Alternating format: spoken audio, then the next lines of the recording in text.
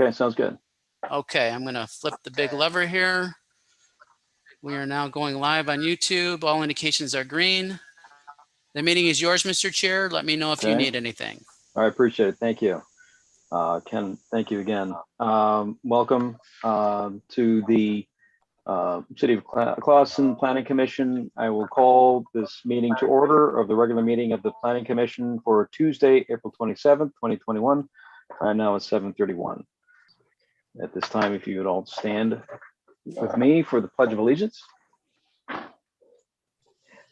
I pledge allegiance to the flag of the United States of America and to the republic for which it stands, one one nation, nation, under God, under God, indivisible, with liberty and justice for all.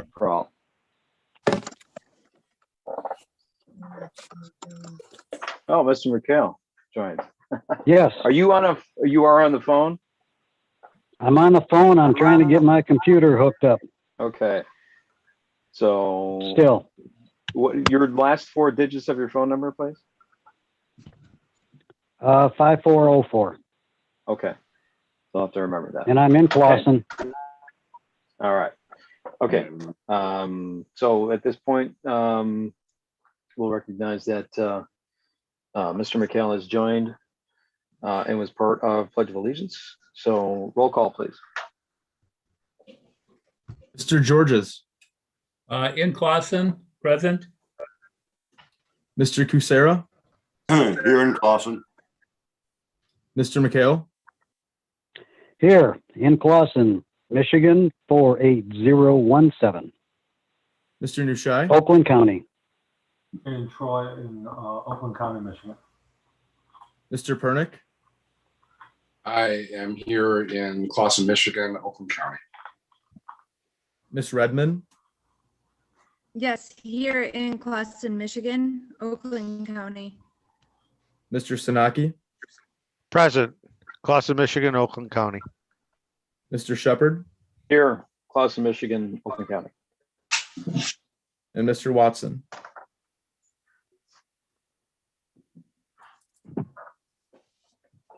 Okay.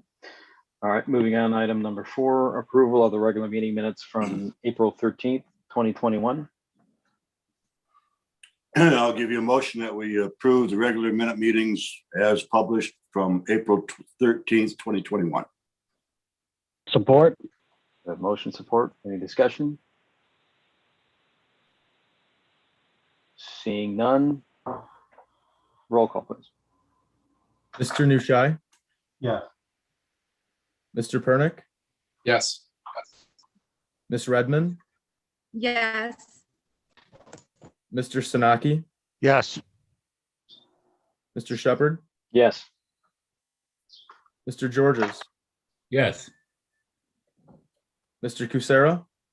Yes. Mr. McHale. Yes. Okay. Moving on to item number 5, public discussion, items that are not on the agenda. Do anyone wish to speak to any item that is not on the agenda?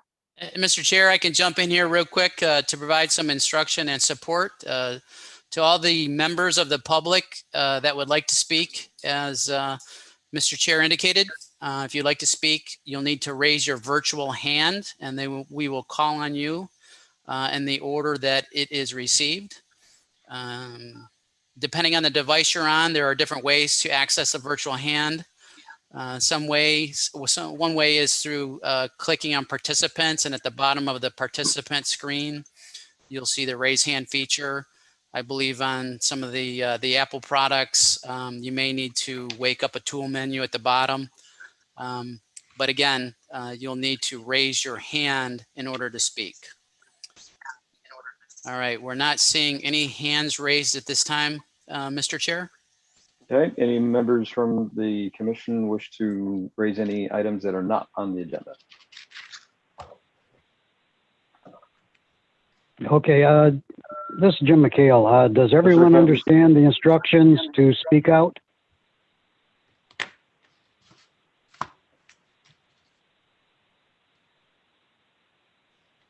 I believe we do.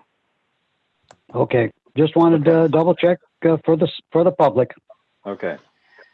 All right. Okay. Anything else for public discussion? Going once, twice. I don't see any additional hands raised. Okay, we will close public discussion for items that are not on the agenda. All right. Moving on to item number 6. This is a public hearing. This is the application for the planned unit development at 516 North Main Street. Joe, if you'd like to speak to this. Thank you.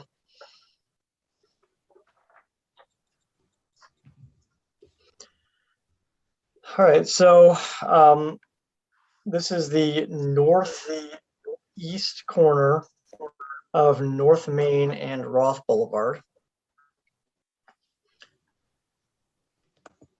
It is zoned O1, which is an office service designation. And on our master plan for future land use map, it is designated as commercial office or office, really an office designation.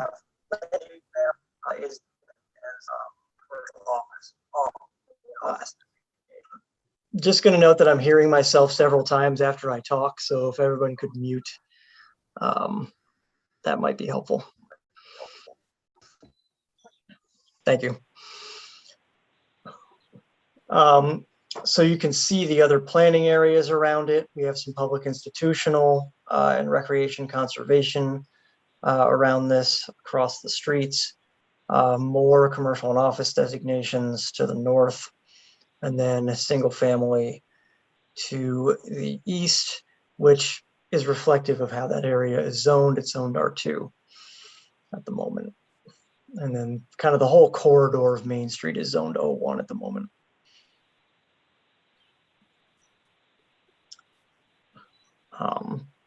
Gonna keep taking you through the site a little bit. Hang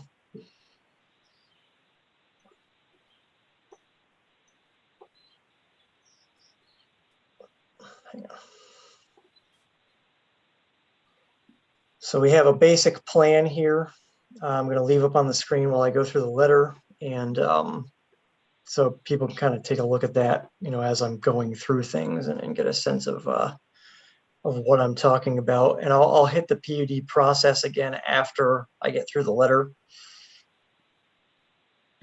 just so that we are all reminded of what the process is for one of these applications.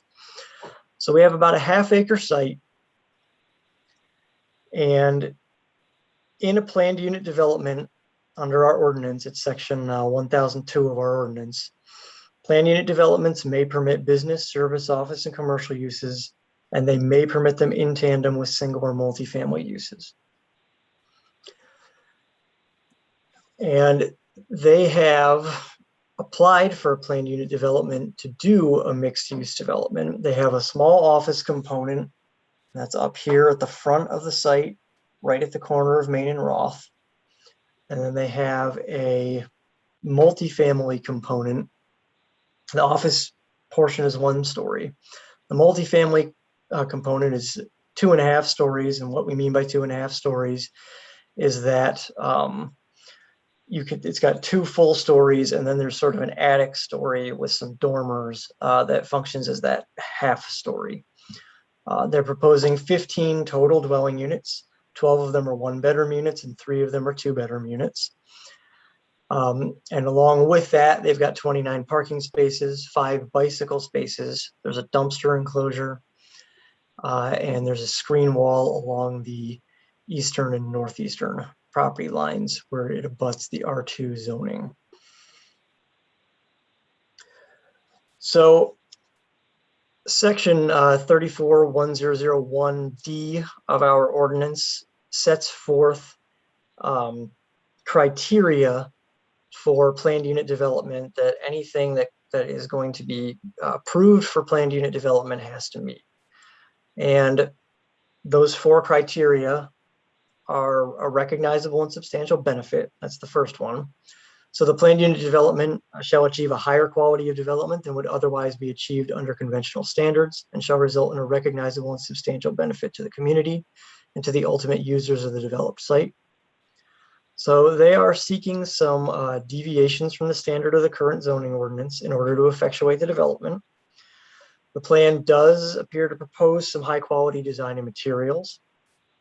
The substantial benefit to the community is going to be, as it has been during the initial phases of this principal topic of discussion for you. The resubmission narrative that the applicant submitted cited the downtown style positioning of the building and the provision of dwelling units within walking distance of downtown as benefits. They are also providing this kind of pocket park area that is accessible to the public. The second criterion is availability and capacity of public services. So the proposed type and density of the use shall not exceed the capacity of existing public services, facilities, and utilities. And we are aware that public utilities in the area are able to serve a development of this size. The development exits onto Roth, so there will be some traffic generated onto the side street. Much of that will be going to the stop sign. The traffic generated by this use is not likely to significantly exceed that of an office development that maximizes development of the site under current zoning. The third criterion is consistency with the master plan and zoning ordinance. So the proposed development shall be consistent with the goals and objectives of the city's master plan, the purpose of the zoning article, and the intent of these planned unit development regulations. So the site's labeled office on the future land use map, and per the master plan, that designation denotes areas appropriate for office and similar compatible uses. These properties front major thoroughfares and provide a transition from other more intense uses. Beyond the future land use map, we looked at the master plan's goals, which include some objectives that relate to development in the city, such as utilizing appropriately flexible zoning along main corridors to encourage reuse, to protect the neighborhood character while allowing for property development, encourage transitional development between single-family residential neighborhoods and commercial corridors, promoting mixed-use residential development outside of traditional single-family neighborhoods, encouraging development of alternative housing options near downtown and along commercial corridors, promoting land use patterns and transit-oriented design standards that support walking, bicycling, and public transit use. Their resubmission narrative that address those objectives. And then finally, the last criterion is economic and neighborhood impact. So the proposed development shall not impede the continued use or development of surrounding lots for uses permitted by this zoning article or planned in the adopted city master plan. So you need to consider that criterion in the light of the surrounding development and its likely effect on that surrounding development. So you have to make a determination as to whether each of those four criteria is met. We do have a plan. You're looking at it on the screen right now. If you're following along on a screen, it is at this stage, site plan review is conceptual in nature. So we're not ruling on the details of the site plan. We're determining whether or not the plan qualifies for plan unit development approval based on the eligibility criteria that I just outlined. But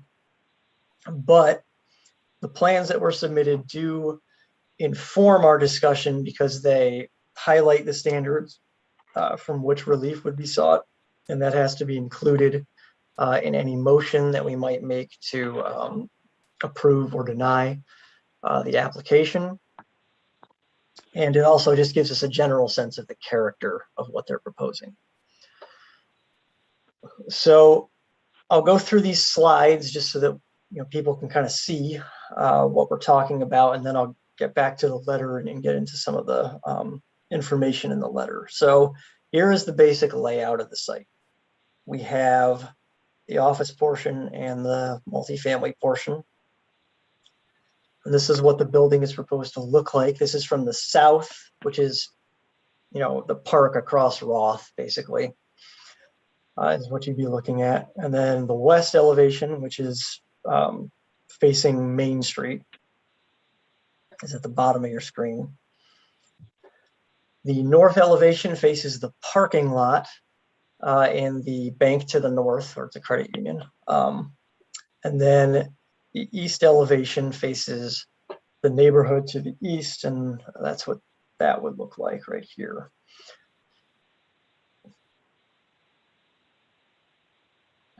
They've provided some color renderings of, roughly what the building would look like with the landscaping that's proposed. And this is from kind of the corner of Main and Roth. This is from the south in that park across the street, kind of right next to the library parking lot. And then this is sort of an aerial that shows that pocket park area behind the building and its rough relationship to the home behind. So just a zoom in on that park area. All right, so let's go back to the plan here, plan view. So getting into the details a little bit, when you look at density, so they've adjusted, I guess one thing I'll just remind everyone of by way of background is that this is the second plan that they've come in with for this PUD. Their original plan was quite a bit taller and included 24 units. That's been reduced to 15 because the Planning Commission rejected the 24 unit version. As I said earlier, in that of those 15 units, 12 are proposed to be 1 bedroom and 3 are proposed to be 2 bedroom units. Our ordinance counts 1 and 2 bedroom units as 2 rooms, and it bases the permitted density off of the number of rooms. So a total of 30 rooms are being proposed based on the way our ordinance calculates them. And we provided a table in the review letter that compares the standards in your 2 multifamily districts with what's being proposed here. So in your RM1 district, which is your low-rise multifamily, 1 room per 1,000 square feet of lot area is permitted. And based on the lot area that we have, which is 23,690 square feet, that would allow 23 rooms. In the RM2 district, which is your high-rise district, 1 room per 500 square feet of lot area is permitted. So that's twice as many. 46 rooms would be permitted in the RM2. They're proposing 30 rooms. So they're in between those 2 numbers, or a little closer to the RM1 number. So when you're considering whether or not to recommend approval of this plan to the City Council, which would be your action tonight if you chose to take it, would note that you are permitting a maximum density of 30 rooms on the site, and note that that was a variance essentially, or a deviation from the RM1 standards, because typically our low-rise multifamily is the district that's spread around town. We have RM1 in one place, and that's the senior tower. When we look at the dimensional requirements of your ordinance for the O1 district, which is the district that's in place on the lot, we provided a table that compares those standards with what's being proposed. So in our ordinance, we measure height to the midpoint between the eave and the peak of the primary roof. Dormers aren't factored into that calculation if they constitute less than 50% of the roof area. So in the O1 district, we allow a maximum height of 2.5 stories and 30 feet. Our RM1 district actually has a 3-story and 30-foot allowance. And then what they're proposing is 2.5 stories, 25 feet, 10 inches. So it's a little over 20, or about almost 26 feet. Let's put it that way. The front setback in the O1 district is required to be 25 feet. They're providing 6 feet. So that is a standard that they're looking for some relief on. The north side setback in the O1 district could be 0 feet. They're 51 feet, or almost 52 feet from the property line, the way they've oriented the lot. And then the south side setback, you have a footnote in your ordinance, footnote K, that requires a 20-foot setback because Roth is a residential street. And they're providing 5 feet there. So that's another area where they're seeking some relief from the standards. So we have density and those 2 setbacks that they're seeking some relief on. In the O1 district, we would have a required setback of 25 feet. To the residential district to the east, they're providing 78 feet, or a little more than 78 feet, actually. There are some standards in your RM1 district. If you were to build an apartment building in an RM1 district, there are some formula standards, and we provided those there for you just so you can see kind of how it would shake out if this was zoned RM1. But it's not zoned RM1, it's zoned O1. So the dimensional standards of the O1 district, based on the way your PUD ordinance is written, should be the baseline standard for this proposal for the dimensional standards. When we look at the minimum unit sizes, we mentioned this last time, but the plan hasn't changed since, so we're mentioning it again. Your ordinance has minimum unit sizes for 1-bedroom units and 2-bedroom units. It's 500 square feet for a 1-bedroom, and they're proposing a minimum of 568 square feet for those 1-bedroom units. It's 700 square feet for a 2-bedroom unit. They're showing one unit that's 658 and is marked as a 2-bedroom. But it looks to me like there's actually an error on the plan where one of the things that's listed as a 2-bedroom is actually a 1-bedroom. And then there's a 1-bedroom that's over 1,000 feet that should be listed as a 2-bedroom. So that should be corrected. But I think that's what happened on the plan, is that it's just mislabeled. But the applicant should definitely explain that. As for building design, they've got a proposed mix of masonry, veneer, and cement plank boards. And there's a shingle and standing seam roofing. We look at the off-street parking. For the office portion, the square footage requires 4 spaces. And then we need 1.5 spaces per 1-bedroom unit, and then 2 spaces for a 2-bedroom unit. So that's 24 spaces for the multifamily portion. 28 spaces in total are required. They're showing 29 on the plan. One thing we mentioned last time is that a couple of spaces take a little bit of a bite out of that public area. Eliminating those spaces would add quite a bit of area to that public area, and it would reduce the parking provided to 1 below the requirement. So that would be another bit of relief from ordinance standards, but it's something that I think is worth discussing. They are providing 5 bicycle spaces. They've got their dumpster enclosure that meets the standards of your ordinance. They originally had it a little further back into the corner, but they've moved it out a bit. I think that was due to some comments from the earliest reviews of this, where the residential neighbors wanted it further away, so they have moved it a bit. They kind of swapped it with this transformer. Screening, so they've got a 6-foot screen wall along the eastern property line.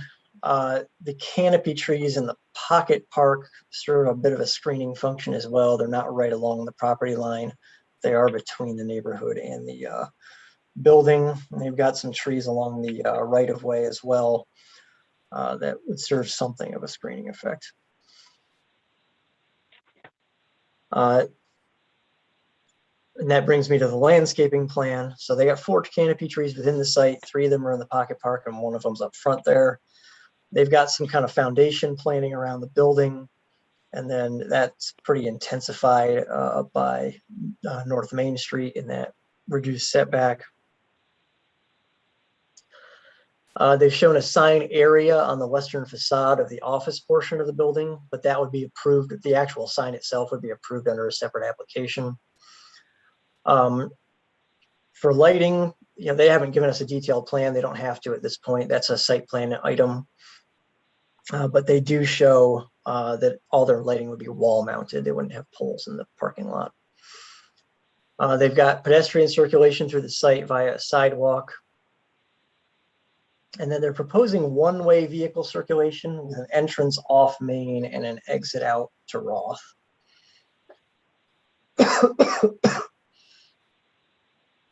As always, we like the applicant to be prepared to discuss sustainability elements of the development. They are providing some bicycle parking. Multifamily development is, of course, an efficient way to accommodate residents. And that is proposed within walking distance of downtown. So those were the notes we made on that. I've summarized the relief from ordinance standards that's sought in the application as is. There could be a fourth one if you chose to modify that parking, as I mentioned earlier. So I just want to go back to the plan unit development process so everyone is on the same page about how that process works. So it starts with a pre-application conference. And what that is the applicant comes to the city and speaks with staff about their proposal. And they originally did that in December with their larger proposal. They came to the Planning Commission. That larger proposal was denied. So they came back for another pre-app before proceeding with their second proposal, which is the scaled down version. The next is conceptual review and qualification. And we've been through that portion of the process now. The Planning Commission reviews the plan to determine whether it qualifies for planned unit development based on those eligibility criteria. And it's was the second meeting in March. I don't remember the exact date. The Planning Commission granted that qualification and set the public hearing, and that's where we are now, is number 3. Public hearing is where the public gets a chance to weigh in. Everyone will get a chance to comment who wants to.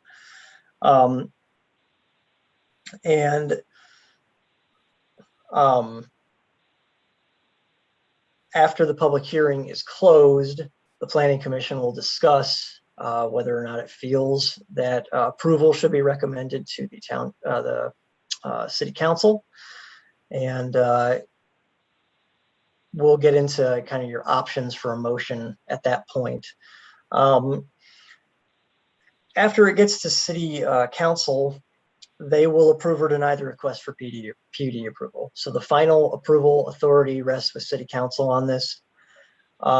If the city council approves it, the applicant provides a development agreement that's signed by representatives of the city and the applicant.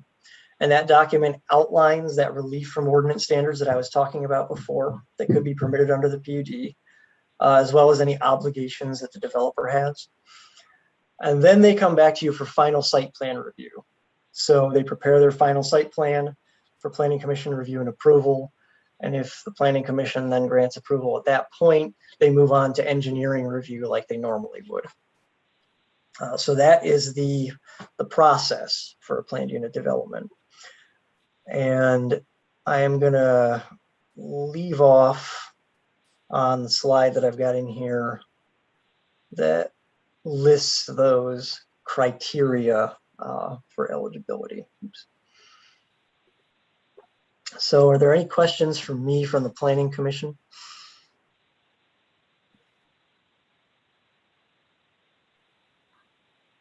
So Joe, as far as the density and the fact that it's 7 rooms above what is allowable in an RM1, what's to prevent someone coming in with an RM1 project that wants this size of density to say, okay, I'll need to apply for a PUD? Well, I mean, they'd be applying for a PUD to do multifamily on a site that's already zoned multifamily, is what you're saying? Yeah, as far as the ordinance allows for a certain number of rooms, based on their project, they want to exceed that. So would they be allowed using a PUD? Anybody who has a controlling interest in a property can apply for a PUD. So certainly they could apply. Whether or not the PUD would be granted is a matter of whether or not they're offering something in exchange for that increased density that makes the city feel that it's granting the PUD. So every property is unique. So there may be a reason that they might do that. But you know, if they've got RM1 zoning, they're most likely to come in for a site plan under RM1 standards. Okay, but I wouldn't preclude them at that point if they wanted to exceed it. No, I mean, anybody could apply for a PUD on any property. No. Okay, all right, just want to make sure. Okay. I think that's it for my question for now. Does anyone else from the commission wish to? Joe, I actually have a. Aaron, go ahead. Sure. Yeah, I have a couple number questions for you. Earlier, you were speaking to the density, and you were you said that they have 23,600 square feet. Is that including the office space, or is that, because I know the office space is roughly 1,000 square feet. So is the total building? The 23,000 square foot figure is the area of the lot itself.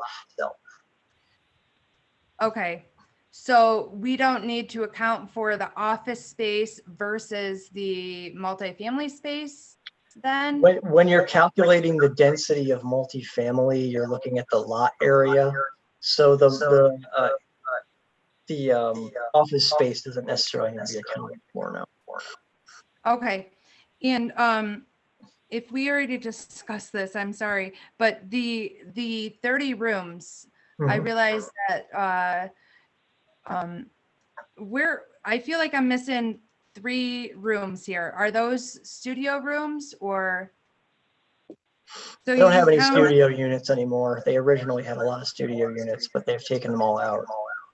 So we have 12 2-bedrooms, is that right? Which is 24. 12 and then 1-bedrooms and 3 2-bedrooms, yeah.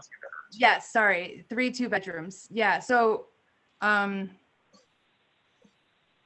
wondering how we get to 30 when I have 27. I'm just curious. A 1-bedroom unit and a 2-bedroom unit are both considered to be 2 rooms. So we have a total of 15 units, so 30 rooms. Okay, thank you.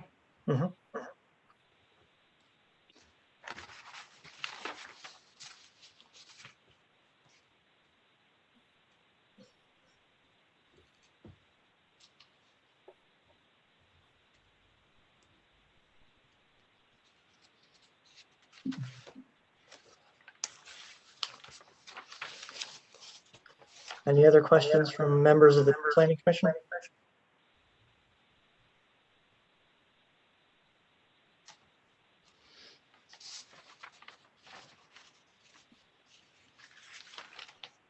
Okay.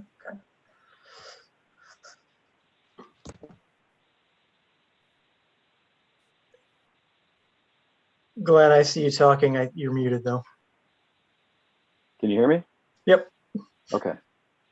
All right. So the one-way entrance and exit, is that more of a site plan issue, or is that part of the PUD concept as far as consideration? It's more of a site plan issue.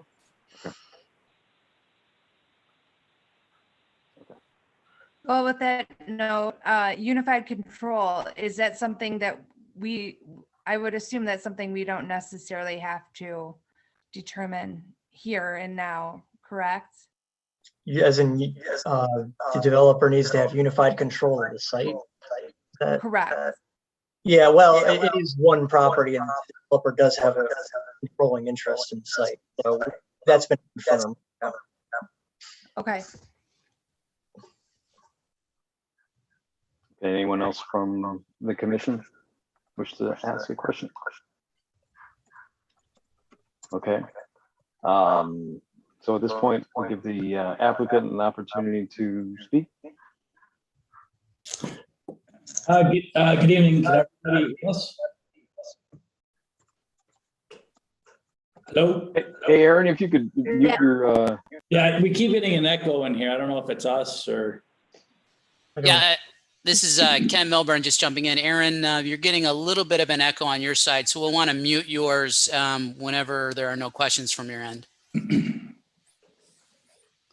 Go ahead, applicant. Thank you. Can everybody hear us, by the way? Yes. Okay.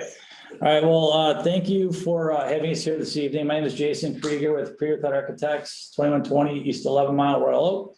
Tony Randazzo, the developer.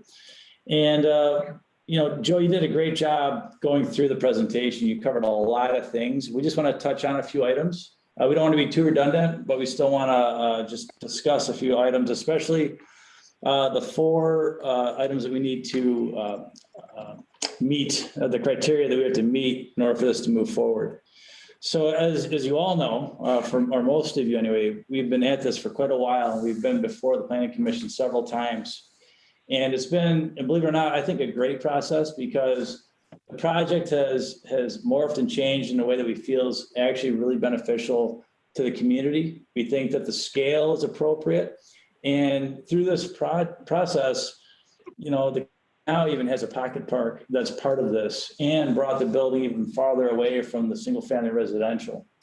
So big picture, we think that it's going in the right direction. We hope that you think so as well. One thing that I want to mention is that when we look at this project, this is the very first site north of the actual downtown area. So I would hope that the Planning Commission would not see this as a spot rezoning, if you will, but rather an extension of the downtown, but even better than that, a transition. Because this is not just an office use, but it's office mixed with multifamily residential, which is the best transition from a more intense use like an office to a single family use. So what we'd like to do briefly is walk through the 4 criteria. And then maybe we can, I'm wondering, Joe, if you pull up the site plan and perhaps we can, you know, point to or reference some items on the site plan if it makes sense while we're discussing this. So the first item was recognizable and substantial benefit.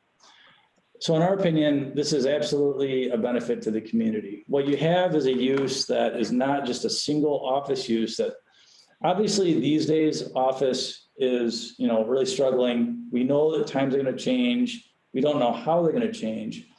But what this has is what I would call like, I don't want to use the word recession proof, but I want to use, and I can't really get the right word, but it's the best use because you're mixing who is on this site. You have an office component, then you also have the residential. So you have people who are there actively working throughout the day. You also have folks who are there who could, and both of them could walk into the downtown and utilize it. So it's an active site in a good way. This is also a benefit because this project hugs the corner, which is where you would really want to site it because it hides the parking. But now, even though the parking is going to the north and to the east, this is a very, very low intensity use. And the building itself moved very, very far to the west, or was it 75 feet, I think, to the west, away from the single family. And then again, as I mentioned, a great benefit that came out of this was that we were able to create this pocket park that's really is for the neighborhood, okay? And now we can look at doing canopy trees and likely also some coniferous trees, things that further shield any kind of impact to the neighbors to the east. We also have a wall that separates our project from the neighbors to the east. And then as mentioned, we moved our trash enclosure farther away and we put the transformer there and we screened it. I'm just looking at some of my notes here. So I think I touched on those items as far as the benefit to the neighborhood. As far as availability and capacity of public services, as mentioned, we met with city staff twice, I believe, and it was confirmed that this type of a development would not burden the city or public utilities. Consistency with the master plan and zoning ordinance. So there's A through F is how I listed it. And again, I'll try and be brief because Joe mentioned a lot of these, but we still want to address them. So to utilize appropriately flexible zoning along main corridors to encourage reuse. So this is a mixed use development. As far as encouraging reuse, it's a little tough to decipher that. However, I would say this: when I hear reuse, I hear if for some reason somebody moves out, somebody else moves in, we have that. You have an asset here in your community. If this goes through, they'll be active and populated and vibrant for the foreseeable future. Protect neighborhood character while allowing the property improvement. So as far as neighborhood character goes, over the course of this project, this building went, and I believe it was 4 stories down to 2.5. We're below what would be allowed in an office from a building height standpoint. And we made sure that we designed the building in a more residential fashion so that it did blend in. You know, for example, we have hip roofs planned right now so that as you're driving by, the building, recesses. I think in the beginning we had gable roofs. So we feel like from a neighborhood character standpoint, we're actually complying and doing a good job there. The other thing is the pocket park again, which was mentioned. And we have the building as far away from the single family residential. But what we also did during this process was, and this came from comments from the Planning Commission, we slid the building a little bit to the north and a little bit to the east so that we can get more green space around the building. So what you have now is a really nice landscape buffer and something that helps to just soften up the building edges. We still want to make sure that this office use is up close to the street from a visibility standpoint and from a walkability standpoint. You want to do some nice clear glass there. You want people to be able to see in, and it just creates that lively environment, that we really want to do. Personally, I would think that the worst thing would be to have parking in front. It's just too suburban and it's not active. So we feel like we're sited well and it's great for the neighborhood. Not to mention there's a park across the street. So even though it's across the street, there's even more buffer around this project. Encourage transitional development between single family residential neighborhoods and commercial corridors. So I think I already touched on that. You don't get any more textbook than doing multifamily next to single family. But we're still also keeping the office component in there. So you have a really good use here. Promote mixed use residential development. Said that one. Encourage development of alternative housing options near downtown along commercial corridors. So we have a mix of 1 bedroom and 2 bedroom units. And I get that there was a discrepancy on the size. I would have to look at that. The intent is to have 3 2-bedroom units, and then the rest would be 1-bedroom units. And then we would just have to, if there's interior partitions, we have to shuffle around. That to me is a detail at this point in time. And I believe, if I remember right, we added 2 bedrooms over the course of time. And that was through discussions that we had. So we're trying to comply with some wishes, but we're also giving options for people to live in this area. And promote land use patterns and transit-oriented design standards that support walking, bicycling, and public transit use. So we have bike racks. You can walk to downtown. There's a bus line right through the main street. Like I said, close to public transit. We're adhering to that. We're complying. And economic and neighborhood impact. So this is not a project that would impede future development anywhere around it. You have a park to the south, single family that will never change to the east. To the north, personally, I would think that actually for you all, I would think that you would hope that you'd have more developments that are mixed use. As you go towards the north, I get it's the future land use says office. However, times are changing and those types of uses are just more vibrant. So we think that this absolutely positively impacts the neighborhood and the economic future growth of the city. I think as far as anything else we might want to mention, I think I pretty much covered it. in responding to this. So is there anything that you want to add, Tony? No, I think that that's done. I think you've hit all the highlights really well. And I think that one of the most important features is to continue to add to what the city, in my view, has done a great job in adding more boots on the street, which I think we need to continue to develop the downtown area. And this just enhances it because it's the very first piece, as you said, going north. And having that park across the street gives it kind of an open area. So this is really a really unique location for this. And I like enhancing the business opportunity that it'll give all the retailers. Yeah, absolutely. And I'm sorry, I have one more item and then we move on. Joe mentioned the 2 parking spaces on the north end of the Pocket Park. I think that would be a great idea. Let's say that all of this, so we figure things out, these move forward. That would be a great idea to consider and eliminate those. And here's why. There's still, I think we're actually over parked by 1, I believe, but we have shared parking here. So during the day, as some people, maybe most or all, go to work somewhere, to have some of the business folks can come in and park for the office. So you have that shared parking. We do it all the time. And the benefit of making that park an extra, 20 by 20, larger, I think it's great. And it's going to be even better and more wonderful. And I'm hoping that the planning commission would consider that. One other thing. Okay, sorry. One last thing also is we don't want to see any more vacant retail on any downtown areas, which, it's obvious that that's been a struggle. And we're working with a real estate company right now to open up a real estate company in our office location, which we love because it'll further create more opportunity and activity in Clawson, ideally. Yeah, and actually, sorry, not that you're talking, real estate offices are generally considered a form of retail in the sense it's office. But what I like about it is that you're generating some people to come there and then also visit the town. Correct. You know what I mean? So yeah, exactly. So that'd be a great use. Yeah, that'd be a great use. So that's what I think we have, and we're available for questions. Okay, does anyone from the Planning Commission have any questions from the applicant?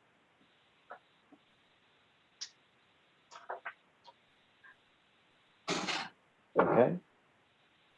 All right, seeing that there's no questions from the board to the applicant, at this time, we will open the public hearing to the public. So, Ken, if you'd like to give some instruction. Sure. Thank you, Mr. Chair. Joe, if we could just, if you'd like to pause your screen share, it makes the screen a little easier to see some of the raised hands. There we go. Okay, if anyone would like to speak on this topic during open call to the public, you'll need to raise your virtual hand. In order to do that, if you have a desktop type computer, you click on participants and then click on the raise your hand feature. If you have a mobile device, you want to click on more, and then that will allow you to raise your hand. We do see that we have a hand raised at this time. And we'll call on you when you come in the queue here. We'll start with the first one. Looks like Doug Mueller. I'm going to go ahead and unmute you, Doug. Please state your name and address for the record, then proceed with your comments. Go ahead, Doug. Okay, thank you. This is Doug and Tracy Mueller at 121 Roth Boulevard in Clawson. Greetings to everyone on the commission. And I assume, as we all know, that this has been going on for several months. And I know that the commission has received plethora of emails rejecting this PUD. And I want to start with, first of all, I'd like to compliment Mr. Shepard on all the time and research that he has completed over the last few meetings, including his compelling recommendation regarding why this PUD shouldn't be approved due to the oversaturated one-bedroom apartments in the Clawson areas. We all know that this apartment complex being proposed will not be an asset to our schools, nor will it add any value to our homes. In fact, this apartment complex will be a negative on potential buyers for our homes and surrounding areas when selling. Please note that I'm right next door to this empty lot. Due to the COVID issues, we the people cannot crowd into an auditorium nor City Hall. In order to bring support against this PUD, therefore, we created this petition in which we've already submitted to the commission in order to have all of our voices heard. We provided the commission with this signed petition. We have over 180 signatures from the residents opposing this PUD. Just to let you know, before we purchased our home years ago, we did do our due diligence and confirm that this vacant lot next to us was zoned office. We knew that if an office was to be built at the said lot, the building would be consistent with the other buildings and homes along the street off of Roth. With these variances that they are seeking, this would not be consistent with the other buildings nor homes. This affects us personally and would not add, would add additional traffic throughout the subdivision, along with more noise throughout the day and night, more rodents by the trash dumpster. This will take away our curb appeal and impede on our privacy. Going into the exit off to Roth brings the library parking lot into play and will become a cut through or a roundabout. The reason why I say this is because people are doing it now. And if this PUD is approved, you can count on a lot more traffic that will become a major safety issue for the library and kids walking to the schools or hanging around the gazebo. Let's not forget the senior citizens that also use the library and have concerts at the gazebo. Again, we don't mind development on the said lot. However, not this type of development. We purchased this home thinking we would retire here since we love the community and family values that Clawson has to offer. We even moved our business in the downtown area thinking the business has been around 45 years. It took me a lot to move this business down to the downtown area because we love the downtown area. And this was going to be our forever home. By building this 15-unit bedroom complex isn't going to make or break the downtown area. The downtown area is well complemented with new construction in the last several years. And I'm going to name you a few.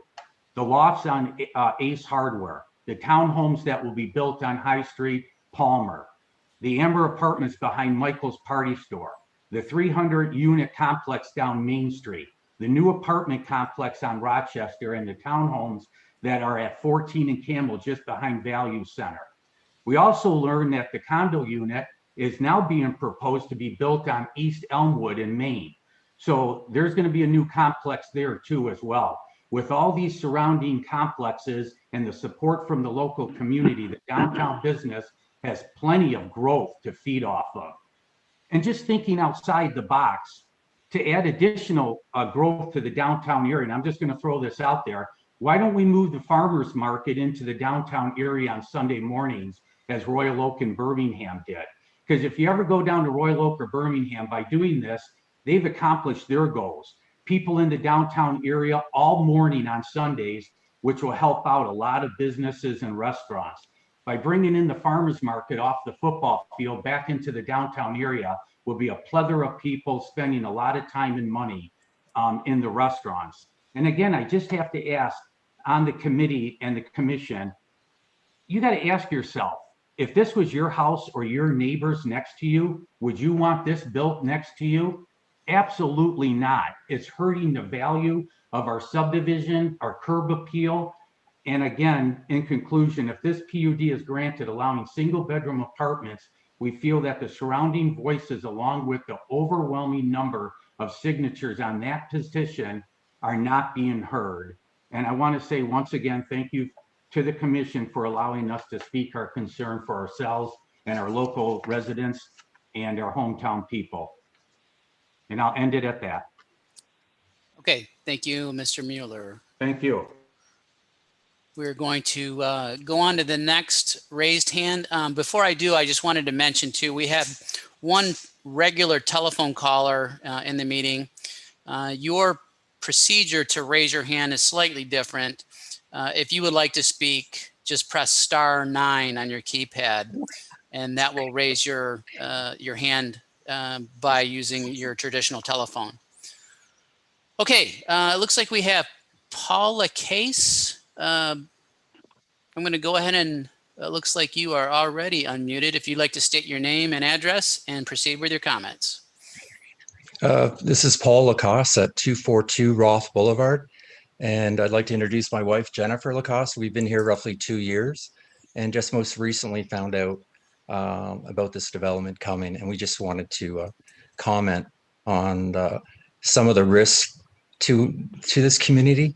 We don't think that the 3 out of the 4 conditions are met. We don't see the value of this type of mixed use.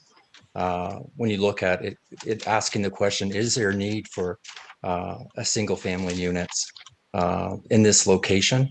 And does it meet the character of the community? And my wife has a letter that she wants to quickly go through with this group. Good evening. Thank you for giving us time. We really greatly appreciate it. I feel that it's unfortunate that we couldn't have been more privy to the information earlier, but we are newer residents. I think I want to earmark just a couple of items. Paul and I took quite a bit of time choosing specifically to move to Clawson over a period of 3 or 4 years for some specific reasons. One of the reasons is specifically we feel it has a real hometown appeal. We don't feel that it's a space that's considered overcrowded. It's a comfortable, down-to-earth environment where both residents and businesses really do know how to support one another. But the reality is when I think about this kind of a decision, I think about things from more of a macro standpoint. And I think about legacy. And I fully understand that progress is extremely important, and anyone who owns this property, I can understand too, how important it is to them to see their actual location and the value of that property grow for themselves. But from a community standpoint, I couldn't agree more with the Mullers. My husband and I've had about 3 weeks to kind of think through this. We moved here, as my husband Paul indicated, about 2 years ago. And we chose Roth. And here we are. And this is not, I just want to state, this is not what we would have wanted to see occur to our particular subdivision area here in our neighborhood off of Main Street. I don't see the substantial benefit in this at this point in time with all the other 1 and 2 bedroom apartment options that Clawson actually provides. I fully understand we need to continue to see growth from a community and what I would say retail and commercial standpoint, but I don't think apartments is what we're in need of. And I'm very concerned, honestly, even at the 2-year mark, though we've really kind of hunkered in and we would like to be here for a number of years, I'm highly concerned what this is going to do to our property values. And I think I go back to what Mr. Muller, what Doug is indicating. I beg those of you to think about and implore you to think about if this was your home next to this lot and this was your community street that you lived on, how you would feel if each of you were individually in that position. I'm very business minded. I've been a nurse and social worker almost 30 years. My husband works for Chrysler. We did our due diligence in choosing to locate here, but I don't see how this impact is going to be potentially for the greater good of this subdivision in this specific area. And I think we're greatly concerned about this moving forward. When I heard that this was an O1 versus an R1, of course, I'm kind of learning scale up speed here. It just seems like the office space that's being created was kind of just an aside, just to tackle the bigger goal here. And it just feels like as a community, I'm hoping that we're going to be heard, and that you'll really take account to what we've shared. I just want to let you know for the record, I did send a well-intentioned and thought out email to you as a commission. I hope each of you have taken time to read it. And for any of the additional emails that have been shared, I really hope that you've all taken time to read through them. I wanted to add one thing. Are we giving up too much for this plan, just with the setbacks from to 6 feet? You know, it's with the parking and with residents being there, it's a different dynamic than offices that are there maybe 8 hours a day, and now we have people 24 hours a day. I would just hope that you would consider that you know, that footprint. Well, the developer has done a good job to try to come back with a better proposal. It's still right on each sidewalk.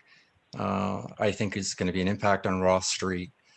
There may be an impact on property values, especially in the immediate vicinity of that. It's a nice looking property, but I just don't think that land use, that mixed use in that location really is a good fit. And I know that the property investor, the developer, has a right to pitch this idea. I just hope that that the lack of questions by this committee is not suggesting that this is something that's going to go forward for approval to council and a done deal. I think it's just not the right place for it. And I think it all depends on if you think there's a need for single family units. And judging by some of the research that I've done or spoke to people in the community, I don't think that is the case. So hopefully you're not giving up too much to this proposal. I'm sorry, I want to add one last thing. I want to also agree with Doug Mueller about the fact that COVID is not really providing a typical ample community opportunity really for residents to be able to, I think, truly be as vocal and as involved. We have a lot of older community-based logistics here as far as older adults that live in our community that may not be as savvy to doing as many of these things online even, or I'm just concerned also about the full awareness, breadth and depth of opportunity for those of us to truly speak up with regard to how this is moving along. So I just would like to share that. I hope there's a lot of levity in the thought process of all these points you're making with regard to whether this is in fact in the best interest of the community in this area. Thank you. Thank you very much for that. And just there is an opportunity if you do have a chance to go back into the video on demand at the Clawson City website, that you can go back and take a look as far as some of the previous discussions that have happened. So we've had this, and this is for the public in general, as far as being able to take a look as far as what we've discussed regarding this. So this has come in front of us a number of times. This one in particular was discussed at the last planning commission meeting or prior to that. So go back and take a look as far as what the questions were raised at that time. Okay, Ken, go ahead, please. Thank you, Mr. Chair. And we will wrap up Mr. LaCasa here. Lower the hand on that one. We do have some other additional hands raised. Before I get to them, we want to make sure that we get to everyone that may have a question, and I'll just repeat. If you do have a question or a comment, I should say, please use the raise your hand feature. If you're on a desktop computer, you get to that by selecting participants at the bottom. That'll raise a white column on the side, and then from there you'll see raise your hand. If you're on a mobile device, you click more on the bottom of your screen and you'll see raise your hand. Okay, going on to the next raised hand participant here. You're coming in as only 3 letters. You are KSE. I'm going to unmute you, and please state your name and address for the record and proceed with your comments. Go ahead, KSE. Can you hear me? Yes. Okay. My name is Karen Erickson, and I live at 55 East Baker. I've already sent lots of emails to various people on the commission, and I came here tonight just to say this. I'd like to say that I'm hoping very much that you're not just listening, but truly hearing what we're saying here tonight. There are many of us, especially the couple hundred people who took time to sign the petition sent to you, who do not want apartments built along our Main Street, not just the PUD, all of North Main Street. That would affect my house right next to me on East Baker.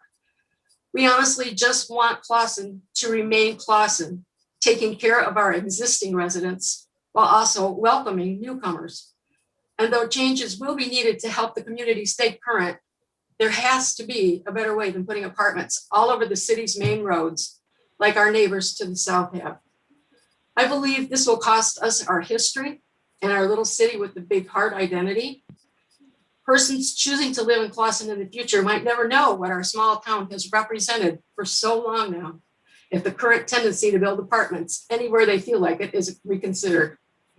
Saying no to this PUD and any other apartments along Main Street could be the start to preserving Clawson's heritage, starting now.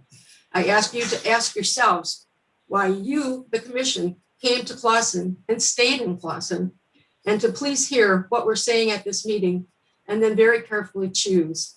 Clawson's future could sincerely rest on your decisions. Thank you. Okay, thank you, participant. We'll go ahead and lower your hand.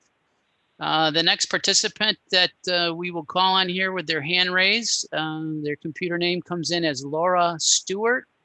Laura Stewart, if you could please state your name and address for the record and proceed with your comments. I see you're unmuted. Go ahead and proceed, Laura.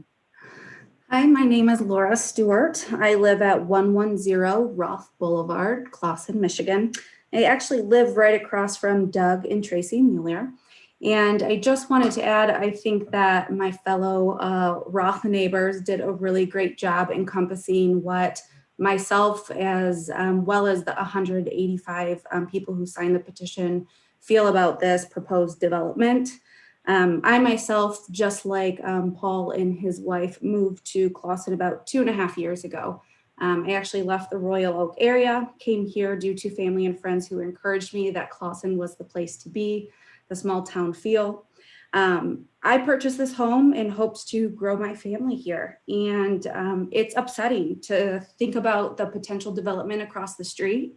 It's upsetting to think about possibly selling my home due to this. And I just hope that all of you that hold this decision in your hands have had time to put yourselves in our shoes before voting yes. And I thank you for taking the time to hear all of our concerns. Thank you, participant. We'll go ahead and lower your hand.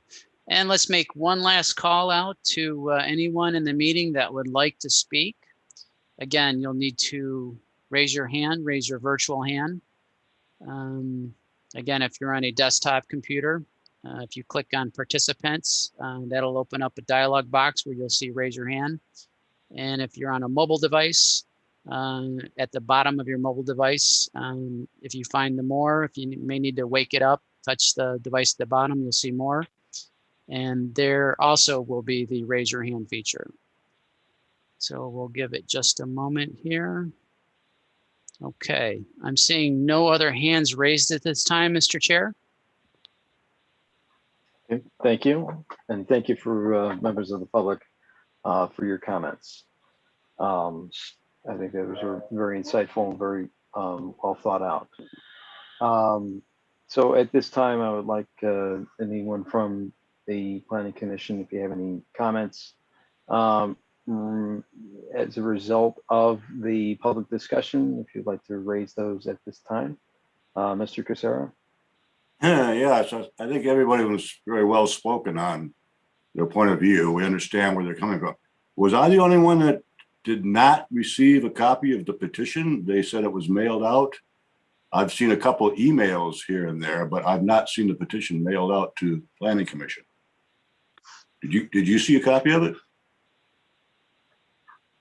I have not. I have seen someone has forwarded to me some screenshots of some of the actual petition, online petition, but that was the extent of it.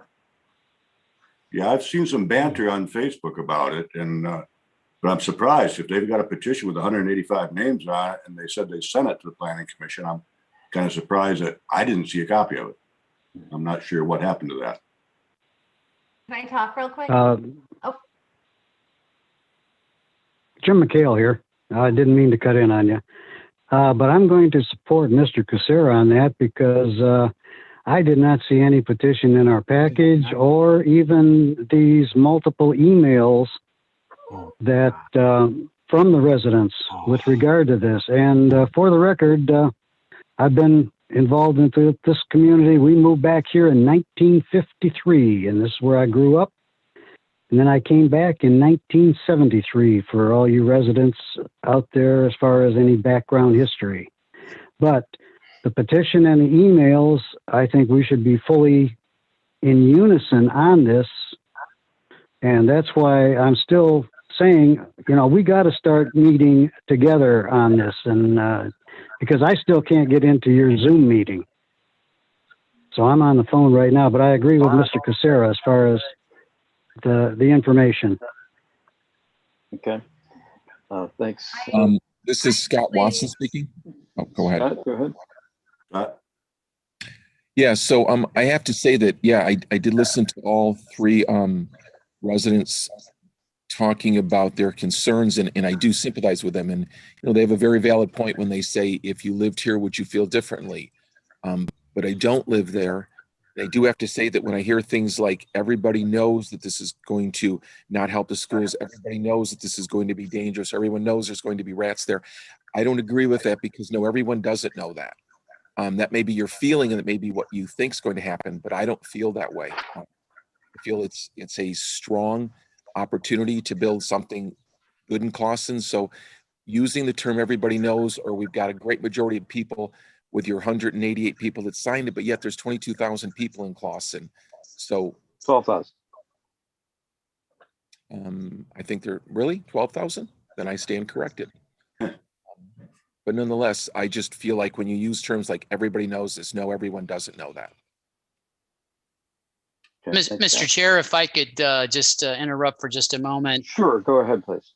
When you were speaking of the petition, one of the members of the public has their hand raised right now, and I believe it's related to that topic. Okay. So if you'd like, I can ask them to unmute. Yeah, if you can have them Sure. share their information, that'd be great. Thank you. Okay, Mr. Mueller, I'm going to go ahead and unmute you, and please state your name and address again for the record and proceed with your comment. Oh, hi, this is actually Tracy Mueller, 121 Roth Boulevard, Clawson, Michigan. I sent to all of you, let's see, last Thursday, a copy of the handwritten petitions. And then this morning I sent the electronic petitions. I'm surprised none of you didn't get them. I also CC'd Joan Horton. I can resend them again. Who should I send it to? Can I say I did receive those? I don't know. I do have the email that I believe all the commission was copied on, and CC'd Joan as well. I do see Watson on there and McHale at the city email, just to give, you know, I don't know where the mix up was, but I absolutely have it here with the signed petition. So not everyone is missing it.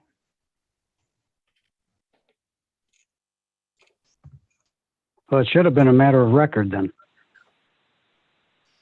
And that's what I asked Joan Horton. I put at the top of the email, please make sure this is entered on the record for the public hearing.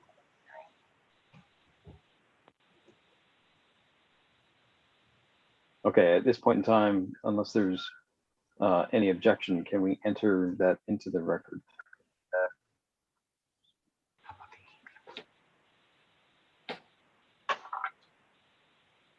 Okay, thank you. All right. Ed, you have your hand raised?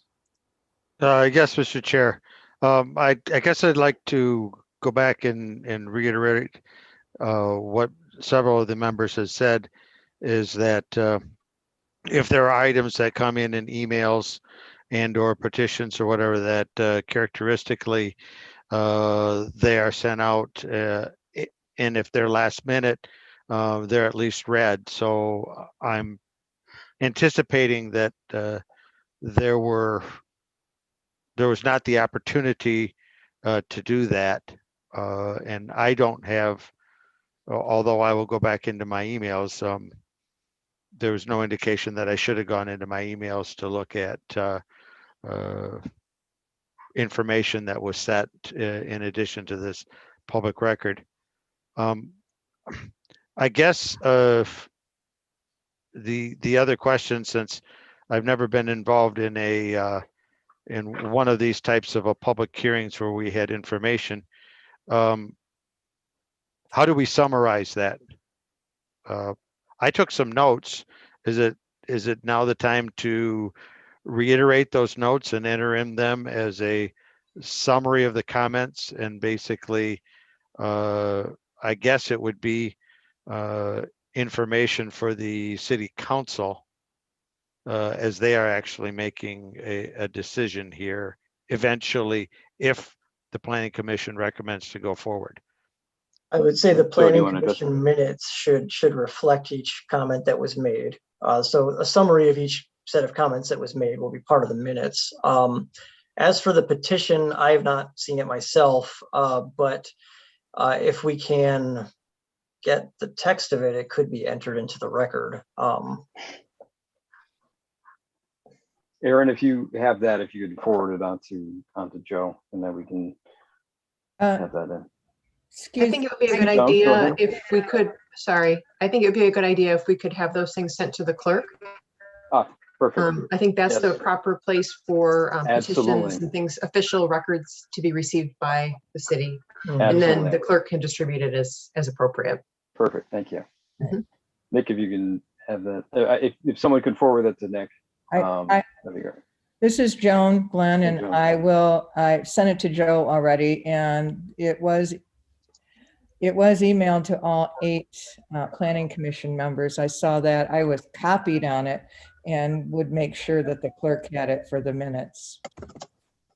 Okay, yeah, I'm just looking at my emails. I didn't see it. I still don't see it, so, but, okay.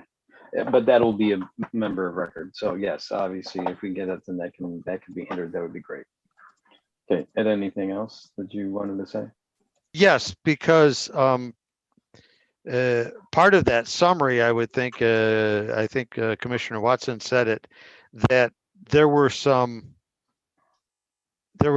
opinions or opinion-related questions with respect to a lot of things relating to the people who had public comments.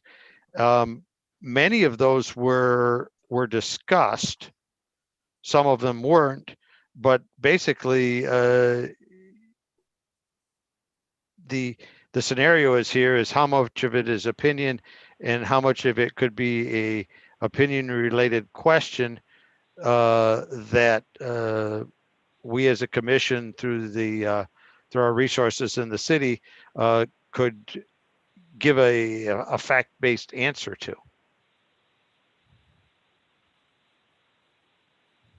Well, I'll just say, as far as, again, it goes back to highlighting the 4 criteria, right? And I think as far as at this stage, opinions have been made for each of those 4 criteria.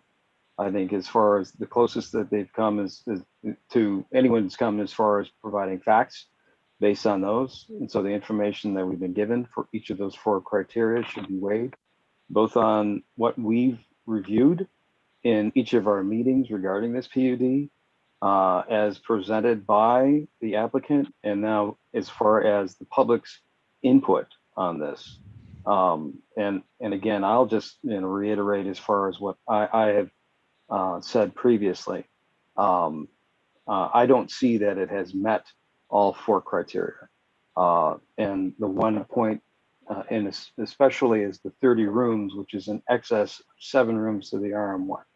So in that case, it does not meet, and that's just one. But at this point, in my opinion, if it doesn't meet those criteria, then it does not meet as far as our advancing to city council.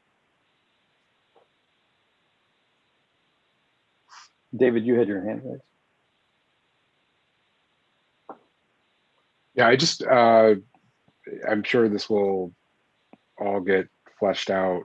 I just was going to scan back through my email, ultimately to see where and when these emails came out. If someone, I'm sure, will tell us what the dates are. Maybe Joan knows that, or Aaron, do you know the date of that email that had the petition attached to it? From a communication standpoint, I just want to make sure that we're all getting. I'm sure it's working right, but I want to make sure we're all getting good city communication. Because I am not seeing it. So that's my only comment. Sorry to backtrack. Aaron, we're losing you. Your audio is really bad. It did come the latest one. Hey, Aaron, I think if you drop your visual, you may be able to improve your audio. I don't know, Ken, if that's the situation. Can you hear me better now? Yes. Yes. Your screen is frozen up, so Is that better? We'll see what we can get here. You may need to call in over the telephone. Okay, that's fine. We can hear you now. Okay, I was just replying to David, and I know I received one this morning at 9:43. Okay. I have been, just FYI, checking my actual Clausen email, because I know that they were not filtering, I had them set up to filter towards my Gmail, but I know I was missing emails initially. So I've been adamant about checking my Clausen email from the city. And I don't know if that is true for others or if it was just me, but it seemed to subside those issues I was having. Okay. You were having a filter issue? I was. And I don't know. Yeah, I don't know if it was just Gmail thing or what, but I was not getting all the city emails through my Gmail. So now I just make it a point to just, check those as frequent as possible. Okay. Thank you for that. Yeah. Mr. George, you have your hand raised? Yes, I did a quick scan of my emails, and going back to February 5th, Joe from Giffords forwarded 2 letters, from residents about this project. Mm-hmm. And that's the only thing I found. Yeah, I think there was a petition that was distributed after that. Okay. All right. So as far as for members of the commission, is there any other further discussion regarding this PUD?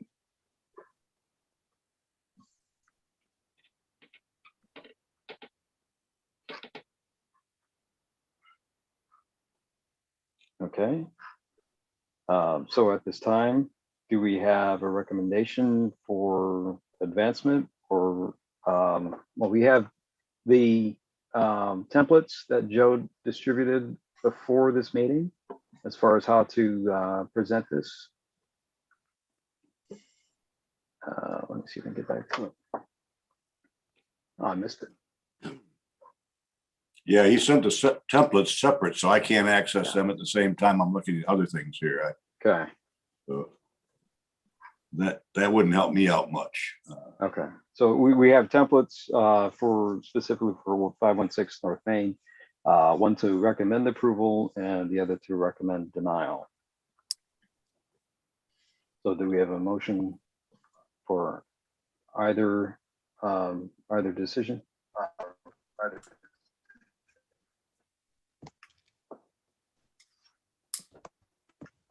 Mr. Chair, this is Ed. Mr. Sinai? I'd like to make a recommendation that we move this discussion and of the planned unit development at 560 North Main to City Council. The first caveat is this recommended to council is not the same as a full approval. Council has to weigh the full approval items. We did have a meeting, it was believed on March 23rd, where we went through the 4 criteria. And at that time, there was enough indication that there was meeting the 4 criteria substantial benefit, the public utilities and infrastructure, consistent with the master plan and future land use development, and the neighborhood and economic effect, to say that this should go to City Council for their consideration. Based on the public hearing, I didn't hear any facts that were substantially different.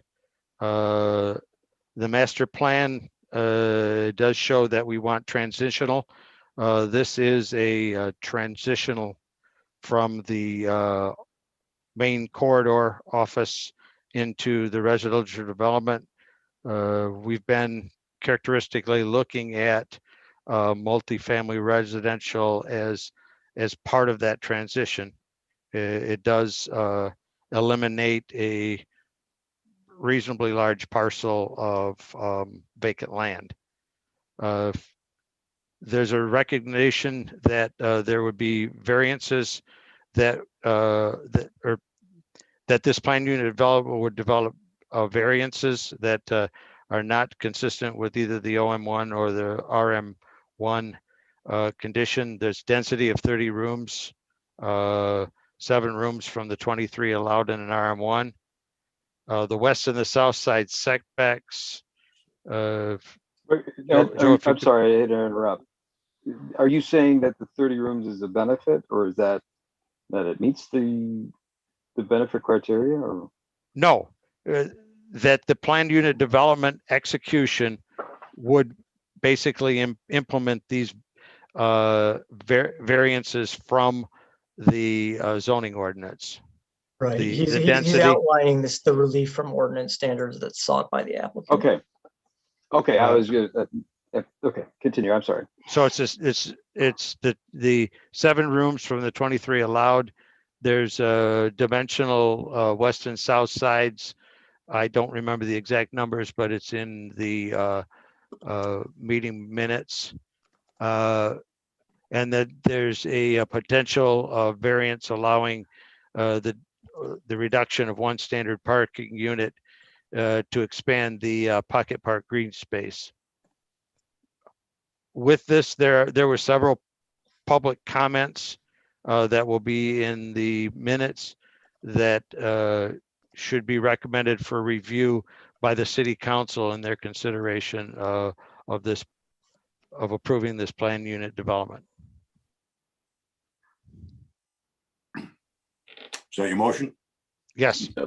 I'll support that. Let's send it on to council and see what they say. I mean, they can look at what we've looked at and either agree that it's okay with them, or they can probably, and I would think possibly, bounce it back to us. But I'll support your motion as stands. Okay, so we have motion support. We've had some discussion. Anyone else wish to add additional discussion? And as the author of the motion, I recognize that there may be other things that the members of the council should probably propose. Okay. Added. All right. Okay, with that. Just a quick comment, Glenn, Jim McHale here. As Joe noted earlier, should we include the word deviations as noted in lieu of some of the other verbiage? Just so they're aware of it. Yeah, or Joe, you can comment. I think that deviation is a good term to use instead of variance. Yeah. I think the phrase Very in the good. ordinance Okay. is relief from ordinance standards, but yeah. Yes, I like that better. It's fine.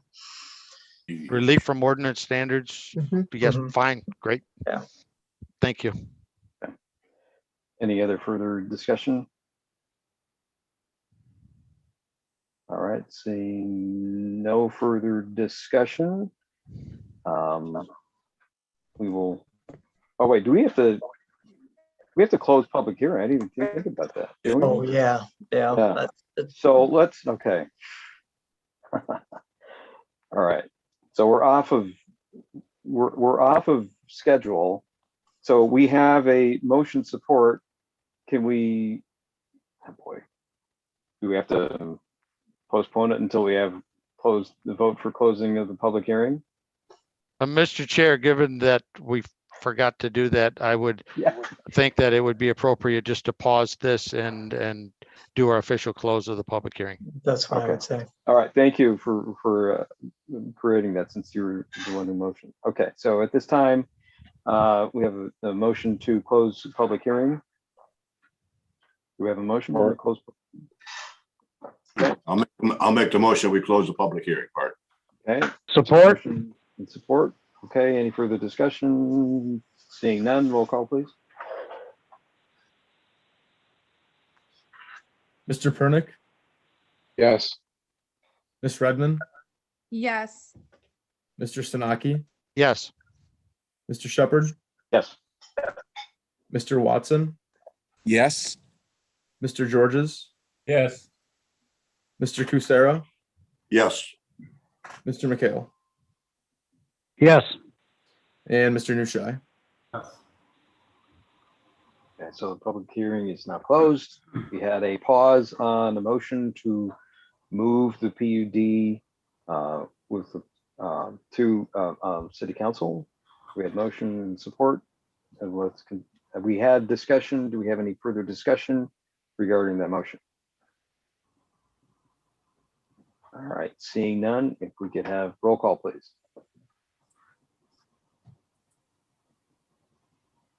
Ms. Redmond, No. Mr. Sanaki, Yes. Mr. Shepherd, No. Mr. Watson, Yes. Mr. Georges, No. Mr. Kucera, Yes. Mr. McHale, Yes. Mr. Nushai, Yes. Mr. Pernick. Yes. The motion carries, Chair Shepherd. Okay. All right, motion's carried. Okay. All right, so do we have a date and when that'll be passed on to City Council?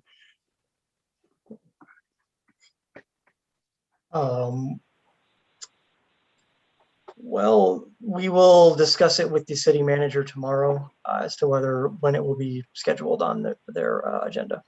Okay. The next council meeting is the 4th. I don't know if the turnaround will be that quick or if it will be on the 18th instead.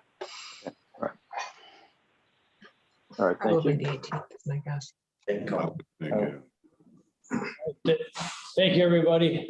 Thank you very much. Okay, appreciate it. I would Your note- time. And I'll just note for the residents who are attending and are interested, just to watch the agendas for city council. Because it'll be one of the next 2 or 3, I would say, agenda item or meetings that this is going to be discussed again. Okay, thank you, Joe. All right, moving on. Agenda item number 7. This is public, do you have it listed on the screen? Just make sure I'm reading it right. This is public hearing application for special approval of drive-through at 625 North Main Street. Joe, you want to take it? Yes. So, yeah, so almost across the street from the site we were just talking about, in fact. So we have this existing credit union And you can see that the configuration of the end of this block, mute please, whoever that is that has the echo going on. I'll see if I can find him here. So we have the credit union occupies the southern portion of this end of the block between Phillips and Baker.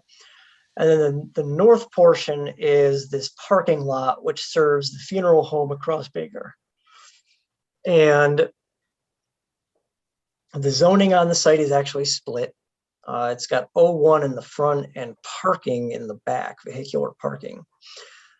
So on both the funeral home property and the credit union property, we have that parking on the west end, that parking zone.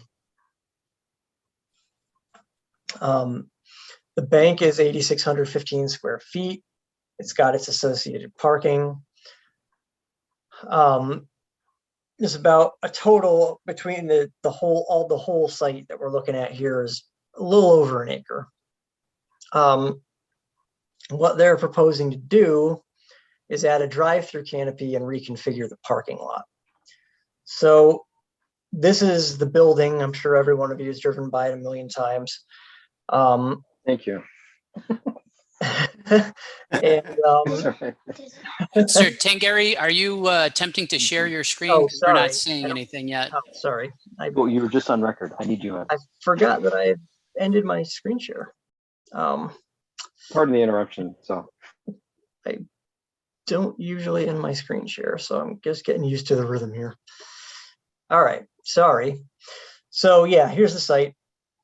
You can see the credit union on the southern part and the parking lot on the north part. That is split zoning I was talking about. And here is the building, which, as I said, I'm sure you've all driven by it many, many times. And then here is the parking lot on the north part of it. This is the north side of the credit union building, and this is where they want to put the drive-through canopy. So it would kind of extend from this facade over some new drive lanes here. Showing you this because these trees are proposed to be kept as part of the landscaping plan, and there's no wall here currently, and they're proposing to add that wall that's not there, which is a required wall.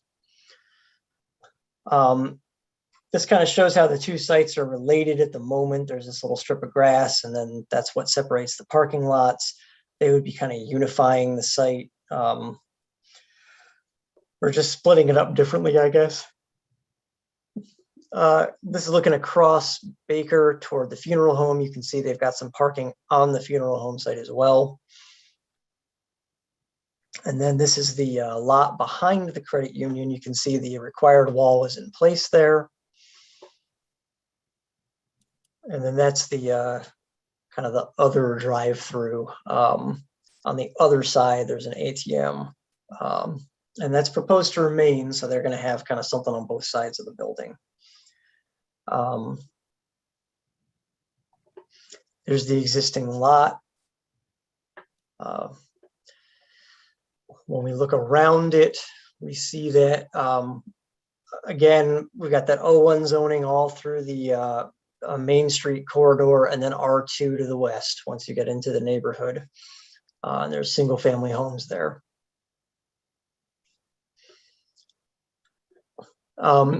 So here's the current configuration. Here's the proposed configuration. So you can see that drive-through canopy extending off the northern portion of the building with the stacking spaces here. And the parking has really been completely changed. So you've got this back lot here with a median that's all landscaping, and then kind of another row through from one street to the other behind the building. And then you've got a little bit of parking along Baker up here.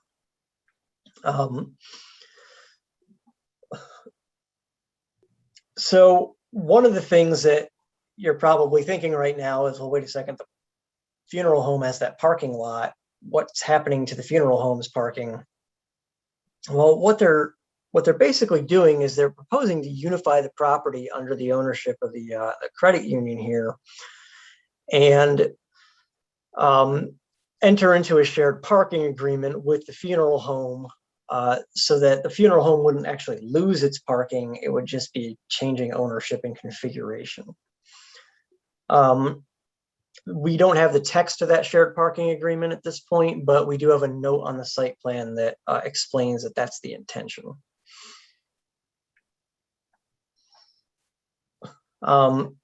So when we look at the dimensional standards of your ordinance for the O1 district, we find that, well, I mean, the building's not really changing other than the addition of that canopy. So most of them are not changing. Most of them are compliant as is. When we get down to the parking setbacks is where we start to run into some issues. Because in the O1 along Baker and Phillips, there's a 10-foot requirement, and we see about 3 1/3 feet instead. And then along Baker, we've got about 1.5 feet. Currently, there's no setback along Baker. And then down along Phillips is currently conforming, because when you switch into the P1 zoning, that setback goes up to 25 feet. And again, we've got the 3.33 feet in both instances. Right now, down along Phillips, that setback is met. It is not met along Baker at the moment. There's no setback to Baker. So that's one of the issues we have to talk about. Really, we'd be looking at a situation where a variance would be required if you were to approve the plan as a condition of approval. One thing that we are noting is that by our calculations, there are 79 spaces on the subject property now, and they're proposing to add an additional space to bring it to 80. By our calculations, 75 spaces are required, so there is potentially some room to eliminate 5 spaces and get some of those parking setbacks up. They probably wouldn't be all the way to 25 unless you kind of strategically chose the right ones, but that's one way that you might be able to eliminate the need for some of the variance, though not all.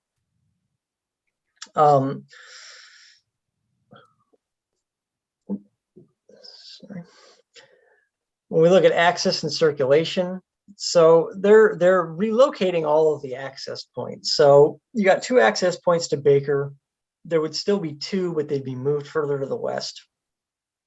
In one sense, that's a positive because they're further from the Baker-Livernois intersection. And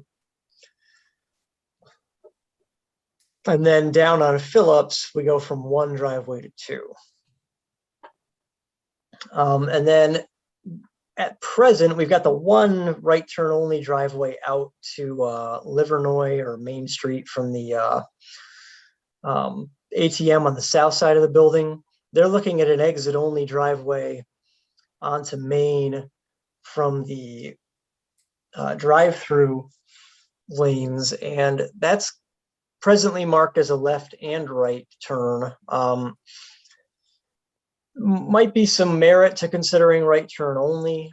I know that might be a little bit of a hardship for people who live to the north, but it is proximal to the Baker intersection, Baker Avenue intersection. It does meet your ordinance standards. I'll note that. This is a special land use though, so we can impose conditions if we feel that they're directly related to achieving a purpose of the ordinance, such as protecting health, safety, and welfare. As for loading, they don't identify a loading space on the plan, so we would like them to just address that in their comments. The site does not currently have a dumpster enclosure. They're not proposing one. There's a note on the site plan that indicates that all their waste is removed by a cleaning service. So they do not feel they need a dumpster. As for landscaping and screening, they're removing 11 existing trees and planting 11 new trees. I think there's an opportunity to add another tree along Baker and to vary the proposed species as well. I think all the trees were one species. All the I've got the lands. I thought I had the landscaping in here, but up here was the area along Baker where we thought there could be another tree, but they had one species identified for all the deciduous trees, so we thought that it might make sense to discuss varying some of that, some of the choices there.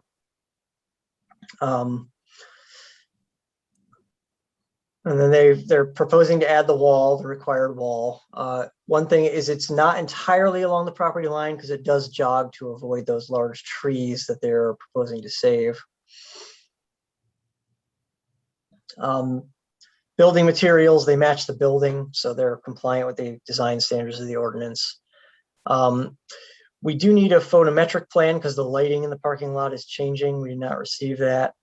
And then as for rooftop equipment, their current rooftop equipment is screened by a parapet, so they don't seem to be adding any more. So we kind of summarized the discussion items at the end of the letter, and I'll take your questions if you have any.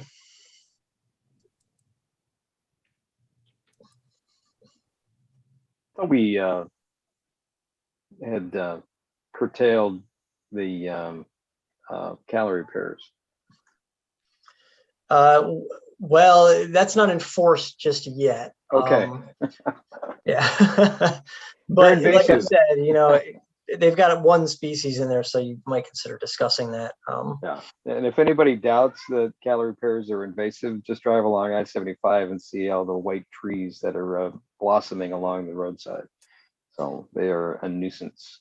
They're pretty, but they don't last very long, and they basically disintegrate after 15 years. So anyway, go ahead. Anybody else? On the agenda item, this is agenda item number 7. I think it's incorrectly states that it's a public hearing on this, right? I don't. No, it's a public hearing because it's a special approval use. The drive-through is a special approval use, so we do need to hold a public hearing on it. Oh, I've never seen this happen before. We have the public hearing at the same time we're trying to go for a special approval. Yeah, it's just a concurrent site plan approval with the special approval. So we'd have to grant the, sorry, last words, the special approval, then do this. Yep. I think you could probably even do it in one motion, but if you want to do it in 2, that's fine. Is that on your template? Yeah, that's what is it? Okay, I didn't, I just. Yeah, a site plan is a required element of a special approval. So sure. Okay. You're going to approve them both in the same motion, I think. Good. So that's the way we want to go. Okay. So going back to the wall and the 3 trees that was on the west side. Okay. All right. So you can see the property line, and then the wall deviates from the property line to go around those trees. Okay. So did the homeowner to the west have any input? That will be a question for the applicant. Okay. I see they were all 3 were silver maples, but you know, that's a perceived value of the homeowner. They seem to have a number of trees on their lot. Okay. Has the homeowner been notified of this happening? They would have received a notice, yes. Yeah. Joe, can you hear? Yeah. Yeah, Aaron, go ahead. Okay. Sorry, I'm calling in on my phone.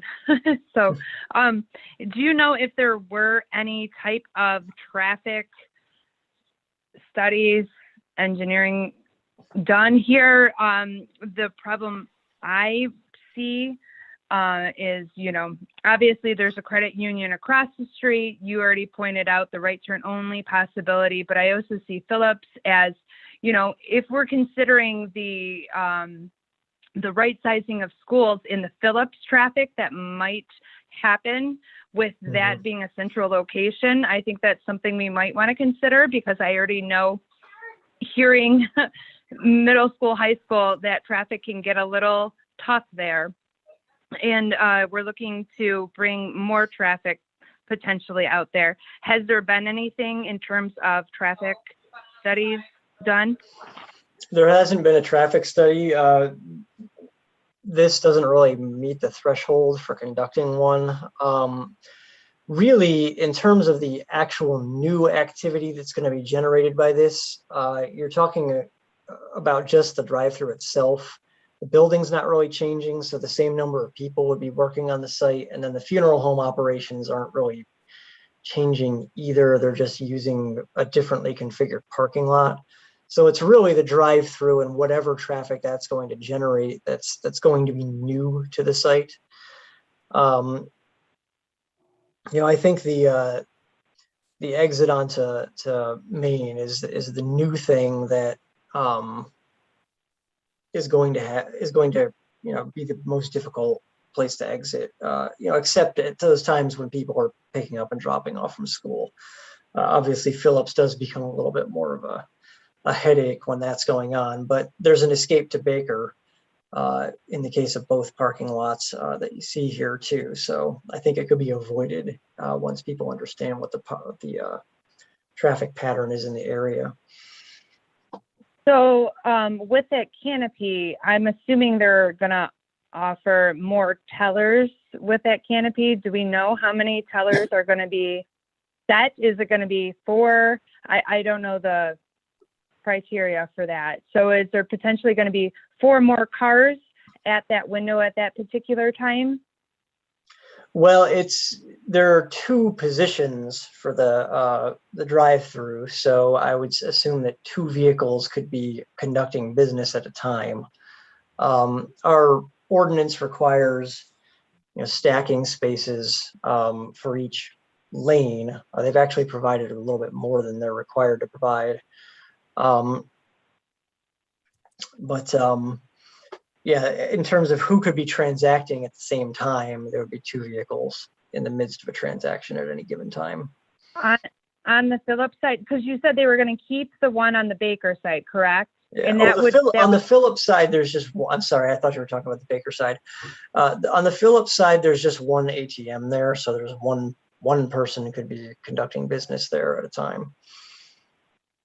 And then on the Baker side, there'll be 2 that could potentially be exiting, because somebody's not going to leave from the Phillips side and go all the way around to maneuver to the Baker necessarily. So you potentially have 2 at the Baker and then 1 at the Phillips.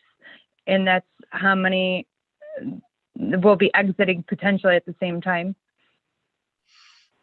Yeah, I mean, let's say you had someone at all 3 of those positions finishing up at exactly the same time, you could possibly have 3 vehicles exiting at once. Yeah. Okay. 2 from the one driveway and 1 from the southern driveway. Okay. Have they proposed to on those? And I know that they're already existing, and I'm not familiar. Are they, when they're coming out on Phillips and on Baker, are they left turn only so that they're not driving through neighborhood, or is that specified? The existing driveways aren't marked for any particular turning restrictions, and I don't believe they're proposing to mark these for turning restrictions. Okay. There's nothing on the plans that indicates they are.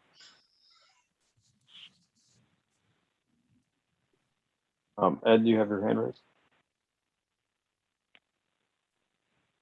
Yes, thank you. Looking at the overhead view and talking about traffic patterns, currently all of the traffic into the credit union must enter on the Phillips driveway. And Yeah, then that's correct. except for the ATM lane, all traffic exits onto Phillips.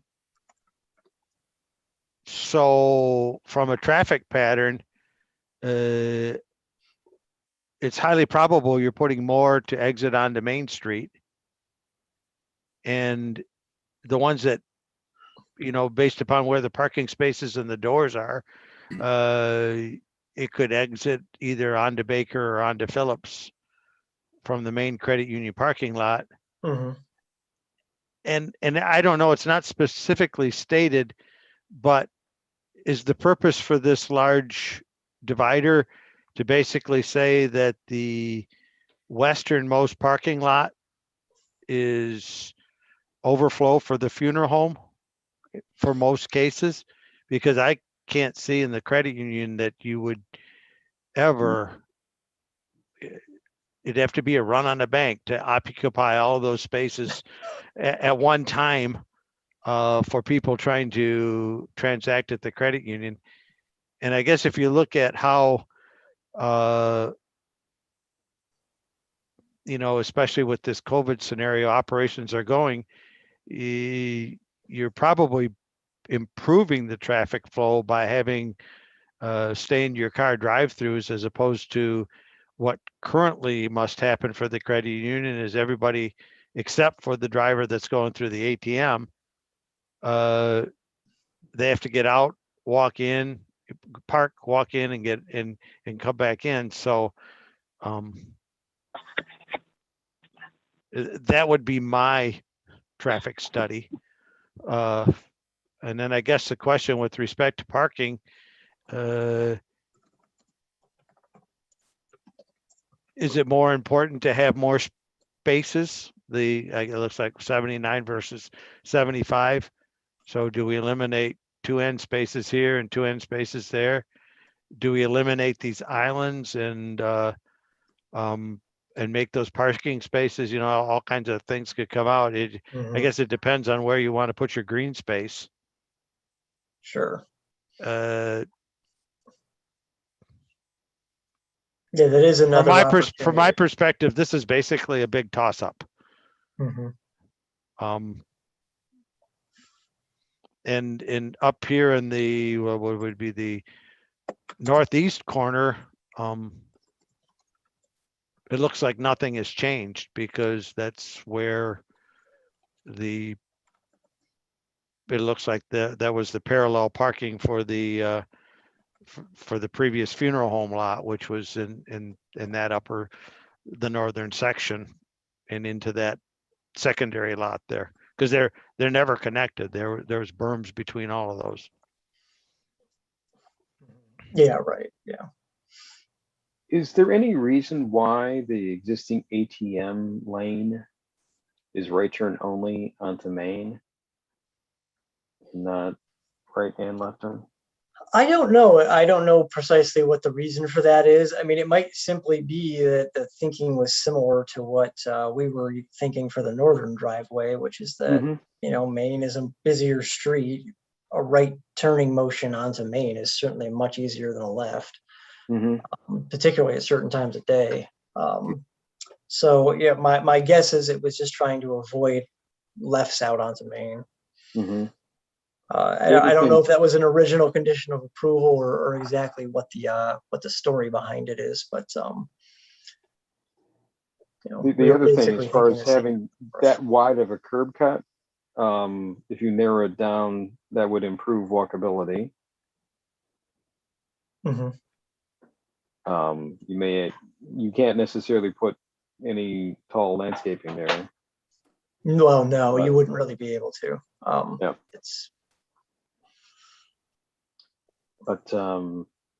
I that the fact that there's a right turn and on the south side of the building, when it's that close to and adjacent to Phillips, and there's a left turn to the north, I guess I don't see that. I personally like to see that being narrowed and have that curb cut defined to a right turn only.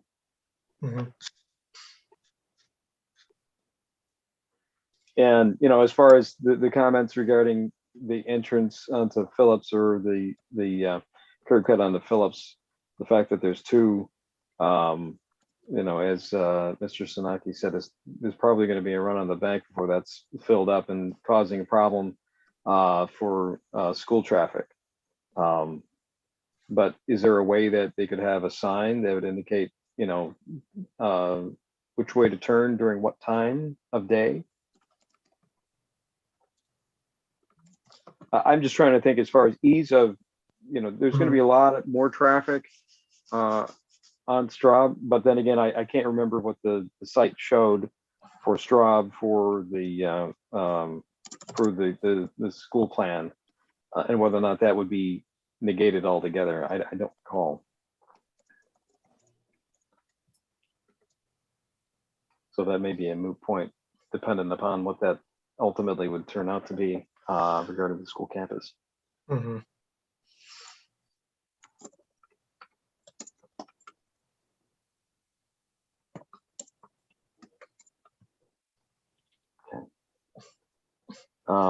Ed, you have your hand raised again?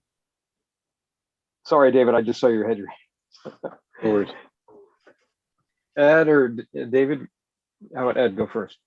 Ed, go first, yeah. He may have. I couldn't have unmuted and okay. I forgot to lower my hand. There's Oh, too many okay. activities with this mouse. All right, David, go ahead. Quick question, and you know, I know we're picking on the parking a little bit, but it certainly is a relevant question. So at this point, Livernois is, excuse me, Maine is, that's 4 lane. That's a 4 lane with a center lane at that point, right? So coming out, if that drive were reconfigured, if the southernmost, if the southeast drive coming out of the ATM, is that, have we asked about that, or Glenn, did you already ask about that?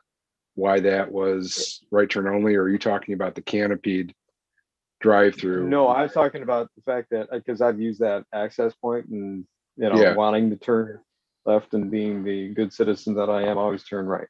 So good for you. Good rule. So it's always one of those things that, like, okay, why was that there? And Joe, you know, explain that it's not a clear reason. It may have been part of what the original approval was. So okay.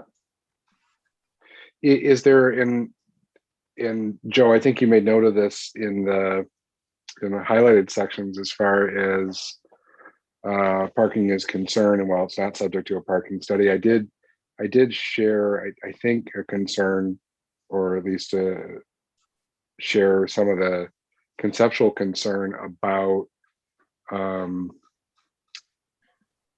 pedestrian traffic. So, you know, I'm not sure what it's like at that, you know, during regular bank hours. You know, let's just say 9 to 5 or 8 to 4. I don't, is that usually laid out in the site plan at some point, that there's at least some reference to it, to traffic patterns, even if there isn't a full-on traffic study? Is it something that we require? I think it's generally intuited from the layout. Okay. You know, unless they are specifically saying we're going to put a left turn or right turn only sign somewhere. Generally, you just kind of go with what you're looking at and say, well, people can exit and enter this driveway, and without any other controlling devices, they would be able to go in either direction when they leave. Okay. Thanks. Mm-hmm.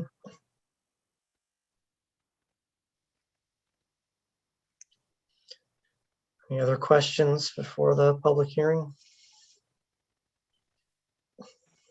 sorry. Is anyone else from the board have any questions? Looks like George. George, go ahead, George. Just a quick question. Has the bank done a study as to the expected usage of these outside tellers? That's a question you can ask them once we get to them. The problem I'm having, okay, with the current technology, if you have a smartphone, you got your bank. So myself, I use everything on the smartphone. I haven't been to a bank in a couple of years. So the question is, are we going to have a lot of traffic, or you're not really going to see that kind of traffic that you're talking about, or you're going to be concerned with traffic patterns? It's worth discussing with them, yeah. Yeah. So if no one else that's a great question. If no one else from the board wishes to raise a question right now, why don't we bring the applicant in? If the applicant would like to speak and present your proposal. Yes, can you hear me? Yes, and please state who you are and where you're from. My name is William Haas. I'm with Thompson Phelan Group, representing Diversified Members Credit Union. I'll give you a quick background on this. The credit union process last summer with us to come up with some ideas for possible drive-through lanes, basically due to COVID, with their lobbies, closing and trying to eliminate a lot of contact with people. So we kind of got involved and started looking at possibilities for drive-up lanes for them. After looking at that, we basically made the recommendation that their only option would be to talk to the funeral home and possibly talk to them about acquiring their property, and then try to reconfigure and the parking to work for them along with the drive up, and also give the funeral home their parking that they would need for their operation. And that would be including, coming in with a consent agreement that the parking, basically, I would say the west side of the parking lot, why it's divided, is for basically that would be all parking for the funeral home. And also with that consent agreement would be after the credit union hours, which are usually they close at 5, that then the funeral home would have access to the rest of the credit union's parking lot for their use on that, which actually would help the funeral home, because that would actually give them more parking spaces and hopefully eliminate any parking along the residential streets. I don't know if that happens now or not, but I just know other funeral homes that I've been to that does usually happen. So we came up with this idea. We had actually multiple site plans, and after meeting with, I think, Joe and the city, this is the one that we kind of narrowed it down to as maybe being the best option. And then it was kind of recommended that we go to this process to try to see if this would be feasible and let the get site plan approval, knowing that we would have to and then either get the variances on the parking setbacks or the number of parking requirements to even give more green space. So that's kind of what the quick background is of why we're at, to try to answer some of the questions that have been brought up. One being the drive lane. We have no issues on the exit of the drive-through lanes of making that a right turn only to match the ATM. I would assume that the ATM is like that just for the same purposes when that building was built, just to not have anybody trying to cross Main Street. So I have no issue of narrowing up that that lane and making it a right turn only, and we could actually even change the curbing so that we could even force the issue that you have to turn right and also to help people not try to pull in a wrong way and go the wrong way into the drive up. Again, with the I know they brought up the concerns with Phillip Street in that back parking lot. One thing we could look at and discuss too is, maybe just making that an entrance only and not having people exit on that, I would say the west parking lot onto Phillips. If that's a concern with the school, we could definitely look at that and do that with even curbing or signage to try to help relieve that as well. Regarding the teller, there would be no additional teller workers. The tubes actually go to a teller station, and usually one teller can handle up to 2 lanes on that. So really additional inside, there would be no additional employees required to just demand that this drive up tubes system. So that would be regarding the dumpster. I know that was another concern on that. Again, with being it's a financial institution and security issues, most of the documents are handled by a shredding company. Any of the actual day-to-day garbage that's done from a lounge that is taken by the cleaning crew at night. So that's why they don't have a dumpster. And actually, 90% of our jobs are banks and credit union facilities, and we rarely ever put dumpsters on site, just for security reasons, of the paperwork involved, with these institutions. Regarding loading, they don't really have a lot of deliveries. Really, their deliveries would be paper goods, and that usually comes in a standard delivery truck that would fit in a normal parking spot. Outside of the cash that would be delivered by armored car, with those vehicles, they park right next to the doors, and they're facing out so that if there's any issue, they can basically get out. So we typically don't ever show loading zones, and that's just the reason why, because we don't have, I would say, a big loading truck or a semi for deliveries at this place of business. I know the trees were brought up on that. Landscaping wise, we're flexible on the trees. It doesn't matter on the variety of what the city wants. We can adjust those as anything that they would like to see. And I know the thing was brought up regarding the existing trees with jogging that fence. We did not talk to the homeowner on Baker. We just felt that most people, like when they have mature trees, like to keep them. So we decided that we would take the opportunity of showing the fence around. If the homeowner doesn't want the trees, or we could actually talk with them about just removing them as part of this project and keeping the fence on the property line as well. We're flexible on that. There's no issue for us on that. And I think that's all I have. If there's any questions you guys have for me.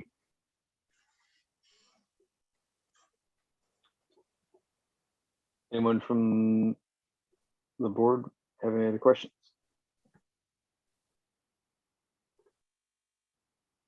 All right.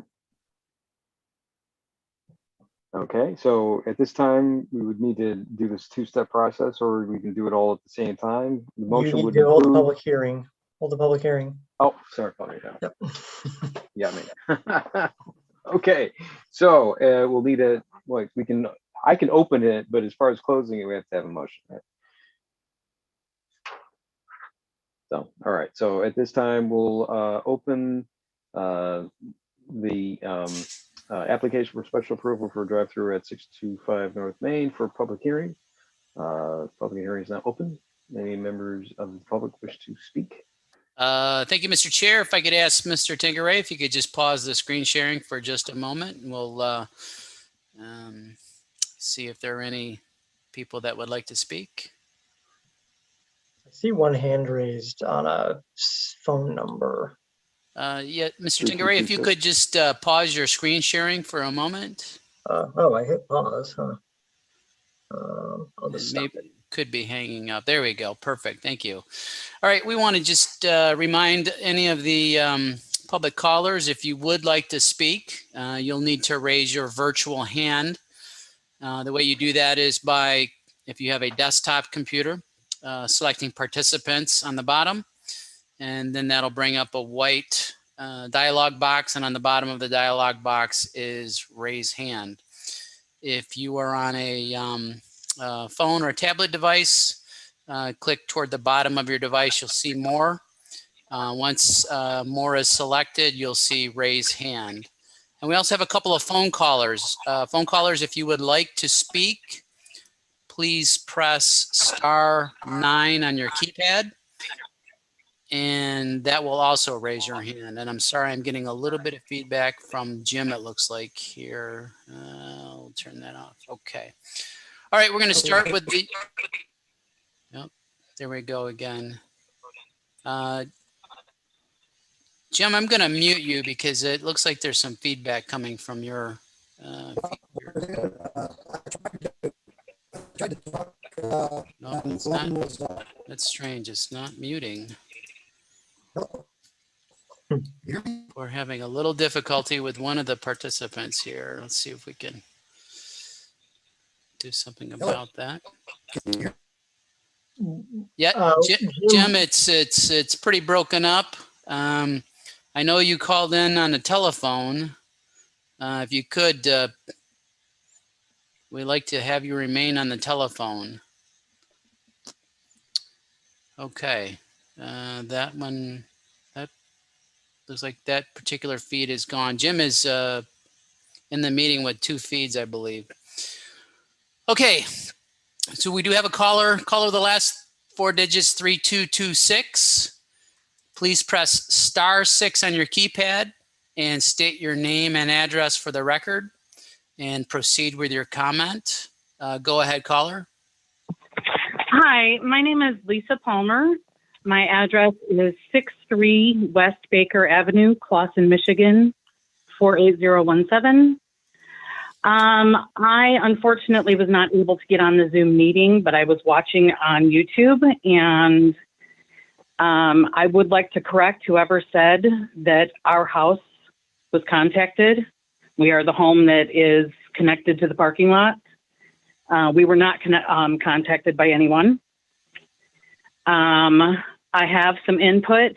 I would love to talk to the developer with what they plan on doing with essentially what is that 4 feet of grass, which is part our property, part theirs. I'd like to know if that's a reasonable request.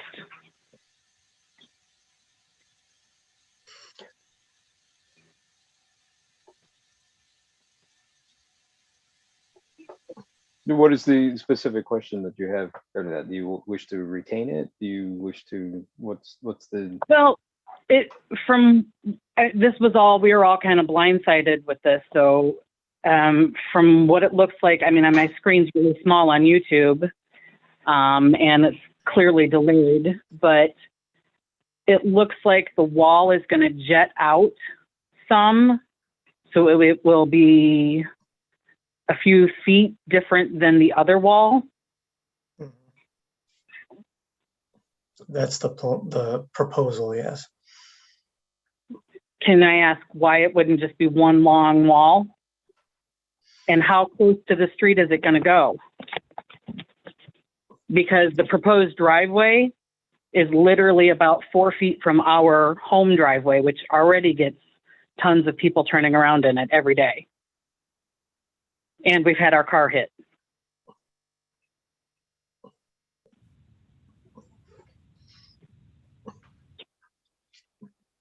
So as far as the exit, so we had talked about having the southern portion be a entrance only, and now we have a concern as far as the traffic pattern exiting on the north side.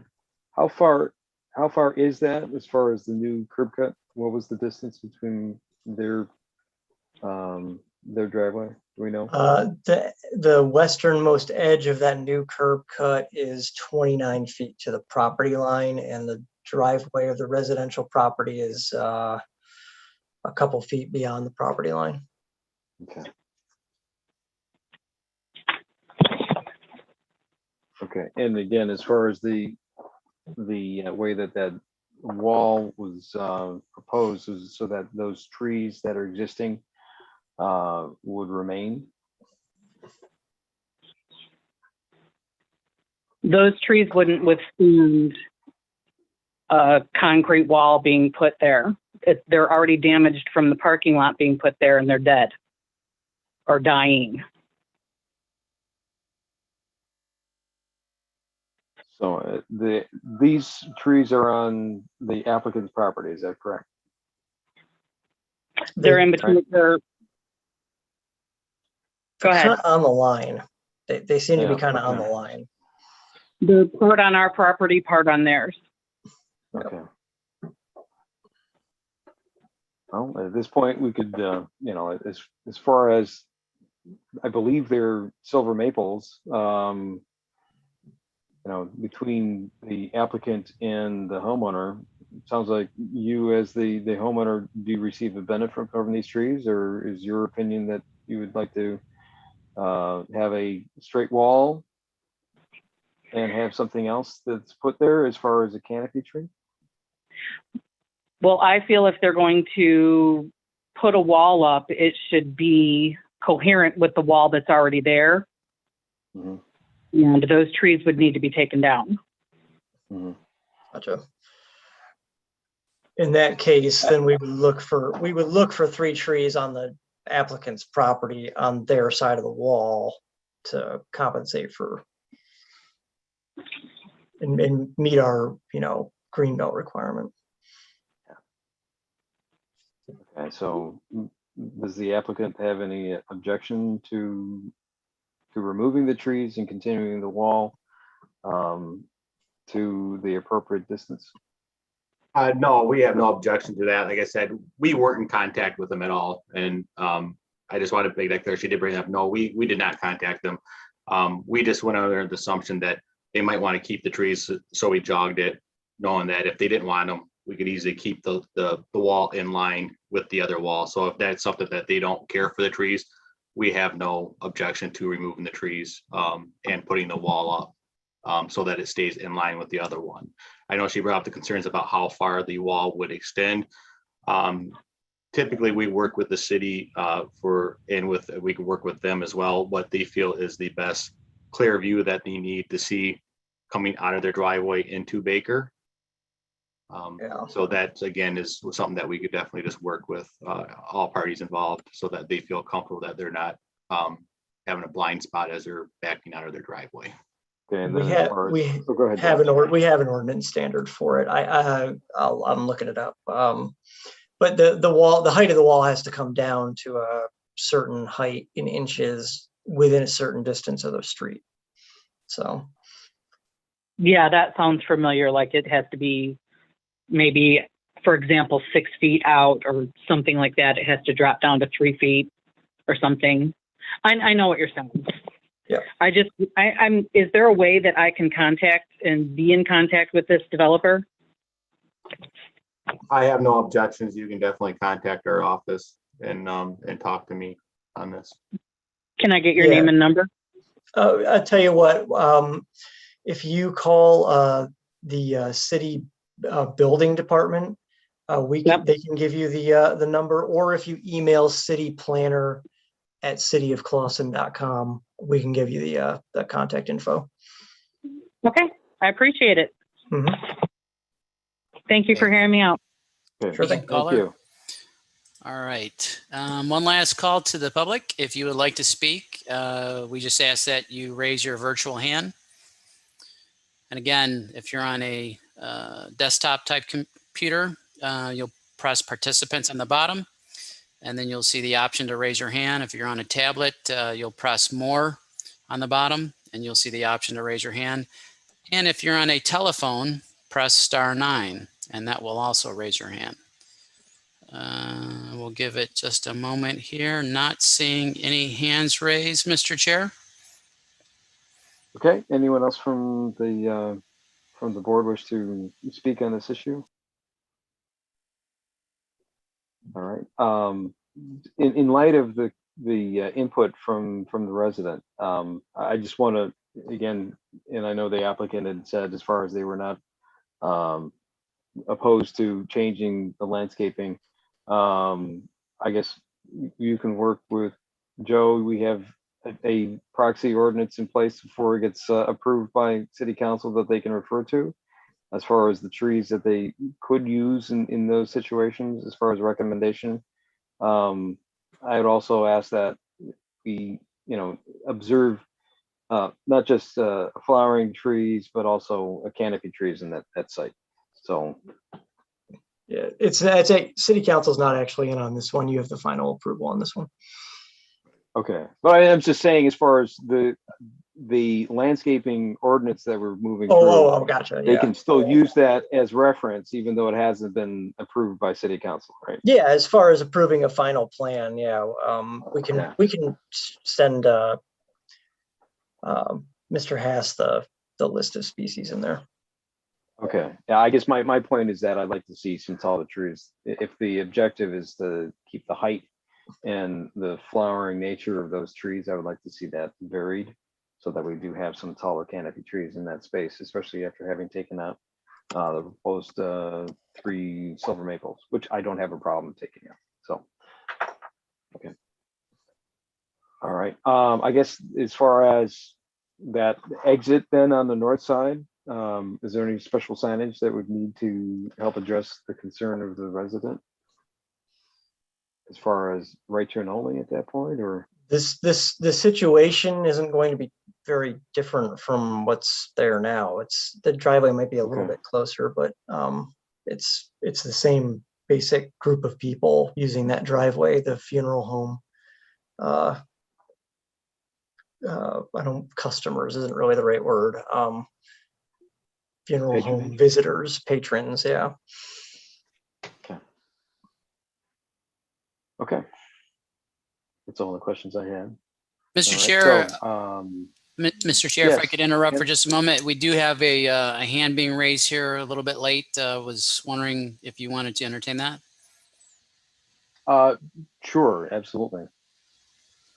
Okay. So- The name of the person is Paul Grammer. Please state your name and address for the record, Mr. Grammer, and proceed with your comments. Sure. Paul Gramer, 66 West Baker. We get a lot of traffic coming into the funeral home parking lot now, trying to get access to the credit union. They figure out that they can't get into the credit union. So they back up, they turn around, they go around the block, and they pull into my driveway, they pull into Lisa's driveway, they turn around. If changing this parking lot, I think will eliminate a lot of that, because now they'll have access right into the credit union. I just wanted to point that out. I think that's where a lot of this traffic coming in, pulling into my driveway, pulling into her driveway, turning around is coming from. And I think by combining these lots, it will eliminate quite a bit of that. I appreciate it. Thank you. Thank you. Thank you. And that looks like there are no Hello. other hands raised. Testing. Jim? We hear you. Okay, good, because I got cut off trying to get back in, so I had to redial in here. But regarding that double lane exit from the drive-through, I would say my recommendation is to leave that as it. There's been some agreement between the PC and the applicant to turn it into a right turn only, actually. But you feel free to continue. My reasoning being is that you've got two lanes, and then the picture shows that you have a backup in there of 3 vehicles. Now, if you cut that down to 1, now if they both leave at the same time, one can go left, one can go right.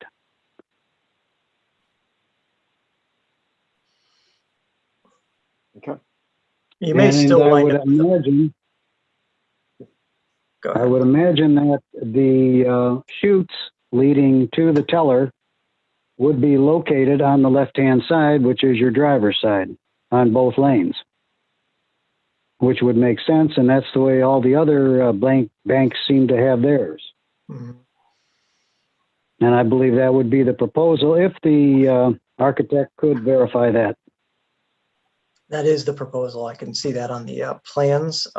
Yep. One thing I'll note is that having the 2 lanes going to 2 exit lanes that go in different directions, if the person who finds themselves in the left lane actually wants to go right, and the person who finds himself in the right lane actually wants to go left, there's a potential for some conflicts there. Because people are going to choose whichever lane looks the shortest to them. So I do think there's some potential for conflict there if we don't make it a right turn only. Well, can if I could cite, for example, has anyone driven down 14 and 75 lately? You want conflict? You got conflict right there. No. This I don't is think we very can simple, but design it that way. No, I wouldn't want it that way. I'm just looking for the simplicity and to keep it open for at least a smoother transition for both lanes coming out. That's all. Sure. Okay. All right, Ed, you had your hand raised, and then Aaron. 2 things. Has the do we still have a Clausen Traffic and Safety Commission? Have they weighed in on this? And has someone from the police department taken a look at this? Do they have a recommendation of what is the safest execution with respect to traffic? And is that something that is normally executed on the site plan, or is that something that is executed through the engineering review? A lot of times turning motion regulation does come during engineering review. We can certainly, this is a special land use, we can certainly include it in our motion. And then engineering would respond to that, as well as their general standards. Trying to make my way through your whole question. I feel like there's a part of your question that I'm not. Well, because we're going for. I'm sorry. Yeah, public safety does look at this, as does fire, and we got a sign off from both of them. So they didn't seem to have any objection. But that was the plan before we changed it. Right. Or before it's proposed to be changed. I guess that there's good and bad out of all of that. I don't know that. I would expect that the recommendation from the police department, knowing on accidents and traffic patterns, is to say what they would prefer in order to maintain safety. And I think I would put that in the conditions of the ordinance, or the conditions of the of a pending approval, rather than make it a site plan issue at this point in time, because there's been conflicting views. The other question that I had is, I'm looking at your motion recommendations. Are we satisfied with the loading characteristics? It doesn't need to be explained, or does that just need? Does that just need to be? Address it. Sorry, finish your question. Or do we just state that there's been an explanation that no large loading trucks are used in this particular business type, and the same thing with the dumpsters, that we've agreed that their waste removal is appropriately managed without a dumpster. Yeah, I think you can do that. Yeah, I think it's fine to make that interpretation and say, yes, we're okay with the plan as is, as it relates to these two items. Okay, and then the other question, because I don't know if we got to that yet, we should probably get back. Based upon the site plan, what's the planning commission's recommendation? Less parking spaces and more green space, or a little bit less green space and a little bit of expanded parking? More green space. More parking. There we go. Well, I guess the scenario is, and I wish that, I don't know if Paul Gramer's still on the line. It looks by the site plan review that we'd have to take out about 6 spaces or so in order to meet the 25 feet. They have kind of have a budget of 5 because they've got an excess of 5 at the moment. Well, they have a budget of 5, but looking at the site plan, and maybe if you could throw that back up, what do we prefer there? You know, green space is always a great priority there, but then, you know, what's going to be more problematic to the relating community? Because I see the 25-foot setback on both sides, and that's 1, 2, 3, 4, 8. And you know, if they offset it, I guess they could get 8. If they don't offset their center islands, you're down 9, 10, 11, 12 spaces. So that would be under full load. That's That's 12 vehicles on the street. So, you know, how do we want to do that? Do we want to go for 4, and that's a little bit close enough to make those island things a little bit better? And we leave it at the ordinance standard of 75? Yeah, I mean, you're going to be, I guess my response to that is there's a variance needed for the parking setback. So you could take out, say, 4 spaces to reduce the variance that's being requested. And then you're still probably going to need a little bit of a variance. So I don't think it's necessarily trying to get it into full compliance so much as it is reducing the variance that's needed. Because, you know, we are fully reconfiguring the parking lot. Typically, we look for full compliance. They can't get all the parking they need on the site and get compliance with all the setbacks for the parking. So there's going to be a need for a variance.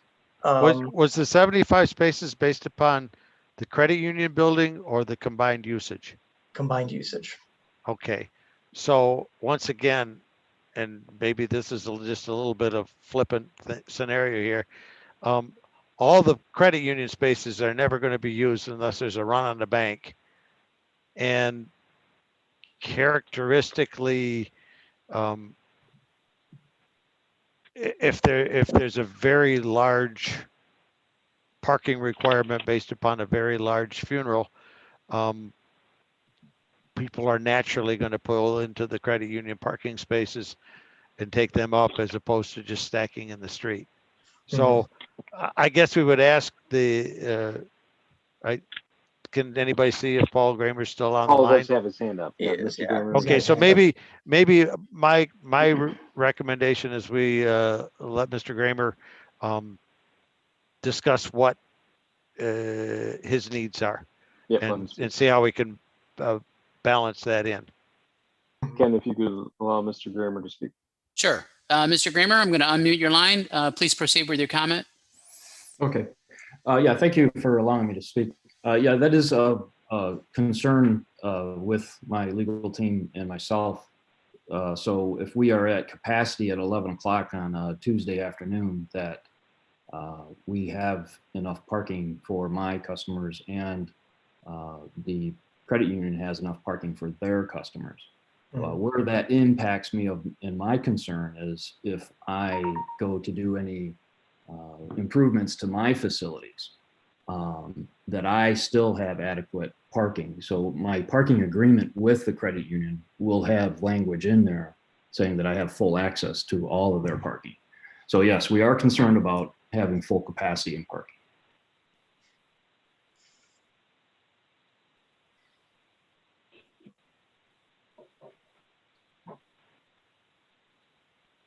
Okay, anyone have any further questions for Mr. Gramer? This is Ed again, because I'm the liaison and I'm also on the zoning board of appeals.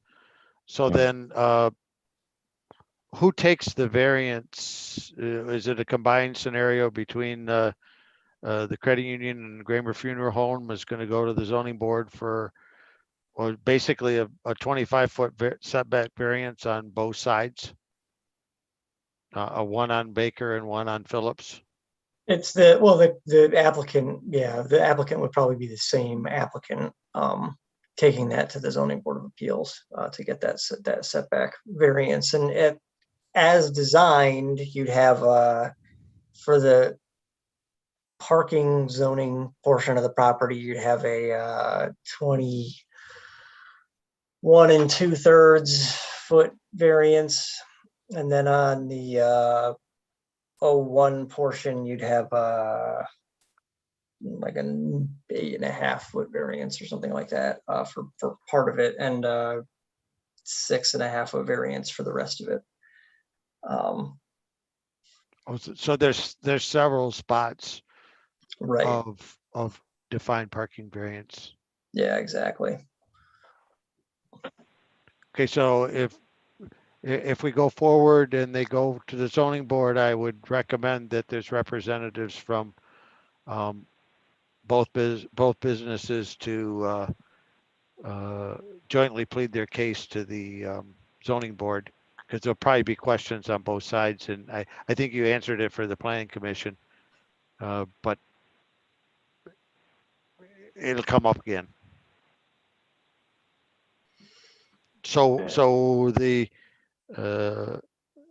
we're still looking at the requirement for a variance for parking setbacks in order to proceed with this with this site plan if we approve it. Right. Okay.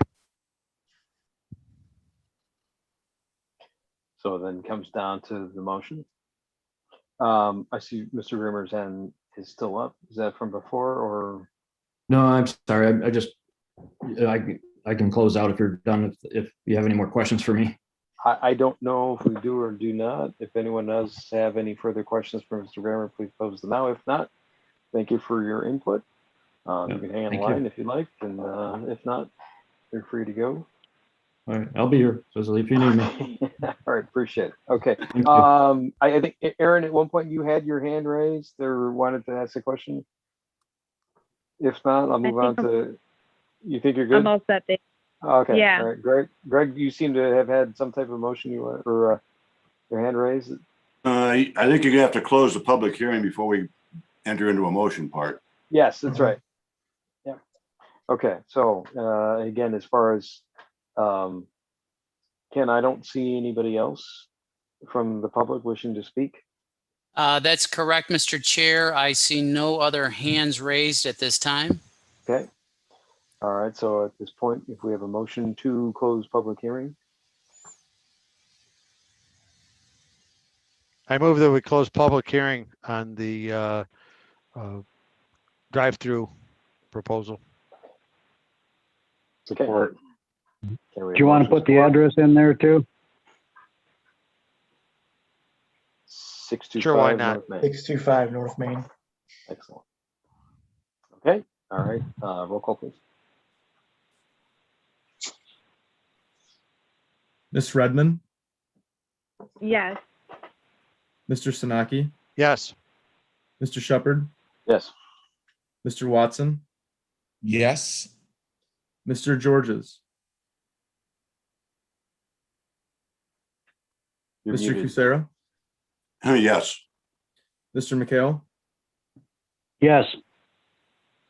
Mr. Nushai, Yeah. and then Mr. Pernick. Yes. And then did we lose Mr. Georges? It looks like. He's still here. No, he's here. He's here. Oh, He's just here, muted. okay. Yes. Thank you, sir. Okay. All right. Public meeting or public hearing is closed. So now any further discussion regarding the site plan? Question about, it seems somewhat confusing to me in wording. It doesn't say that we're approving a site plan tonight. We're approving a special approval. Aren't these one and the same? What's the difference between the two terms? The special approval is for the drive-through itself, because that's a special approval land use. And then the site plan is for the overall site, which includes the drive-through. And given that we have a site plan and the special land use is part of it, I think you can make one motion that approves both the request for special approval and the site plan. They both pertain to the same site. So I would say you can make just the one motion. Okay. You ready for a motion? It will help you along. Thank you. I'll make a motion that the planning commission approve the request for site plan approval and special approval of the drive-through at 625 North Main, contingent on, and one of the main points is the removal of the trees on the west property line when reworking the existing wall. They have to provide a lighting plan. A big hoop is going to be the variance required for the parking setbacks. They're going to have to go in front of the ZBA for that. They're gonna have to show modifications to the driveway access regarding whether it's right or left-hand turn only. And I guess adjustments to landscaping. If anybody wants to add anything else to that, I'd be more than welcome. Sure. I would just say change the species, current species on the site plan to include a more variety of species, and also include canopy trees that would be in excess of 40 feet at height at maturity. So added. Perfect. Okay. So what you're saying, just go ahead, continue as far as your motion. Is there anything else? Are you missing anything? Jim McHale here. Do we want to refer to Matt Hodges, DPW superintendent, and his list of comments that they be compliant with the site plan? You can, they're going to go through engineering approval anyway, but you can do that if you want. Well, understood, seeing as we had the paper here, Joe, I just wanted to reference to that so that we don't leave any stone unturned. Sure. Okay. Greg, you good with that? Yeah, I'm good at it. Yeah. Okay. All right. And so we have motion. Excuse me? Go ahead, Ed. Sorry, I'm fiddling with the mute button.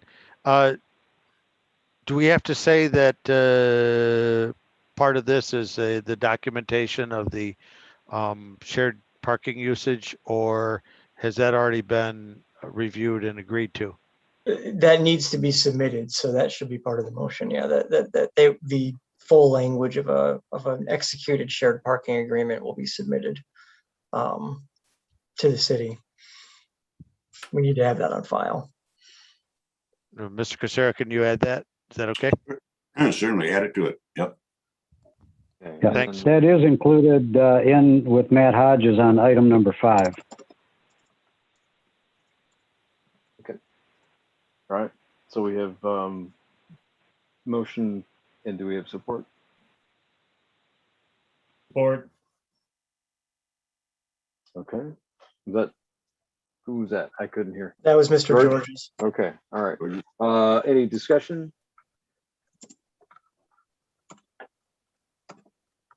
I guess I just want to make sure, as far as the driveway access, you're specific to the what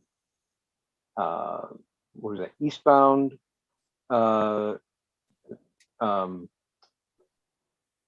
curb cut onto Main? Is that what you were intending as far as the driveway access?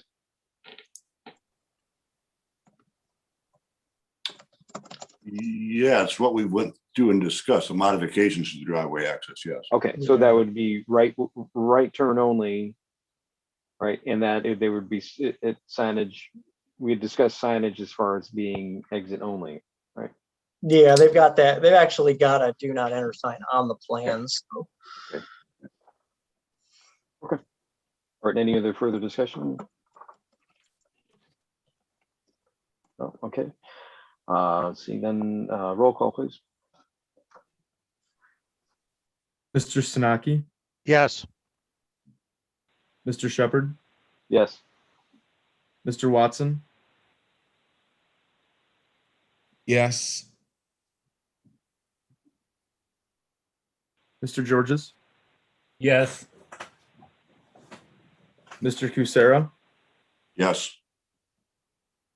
Mr. McHale, Yes. Mr. Nushai, Yeah. Mr. Pernick, Yes. Ms. Redmond. Yes. Motion carries.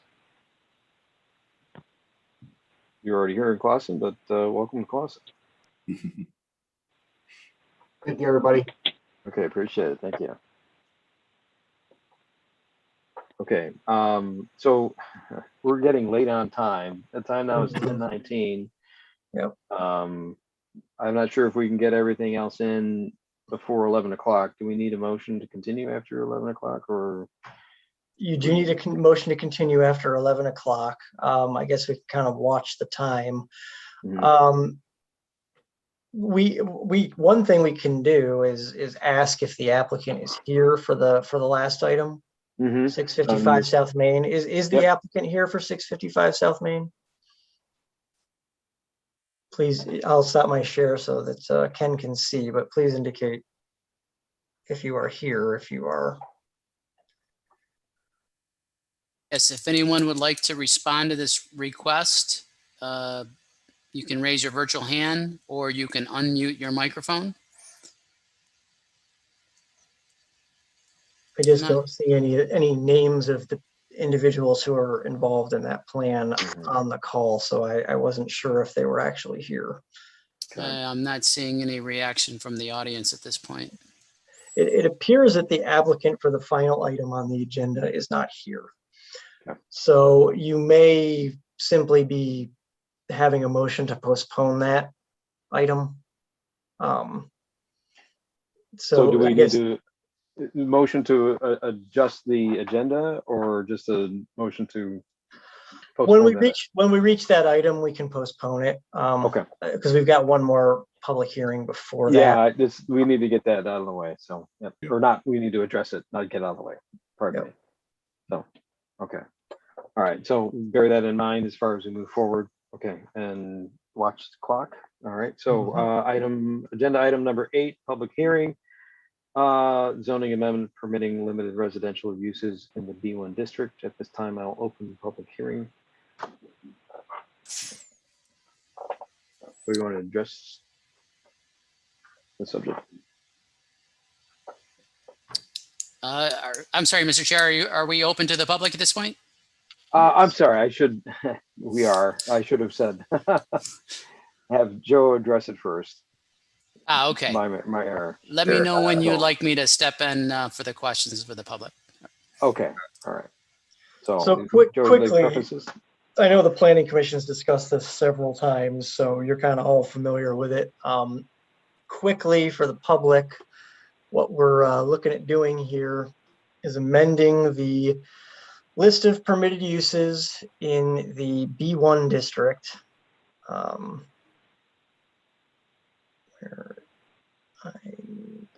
Sorry, I keep going past it in my document here.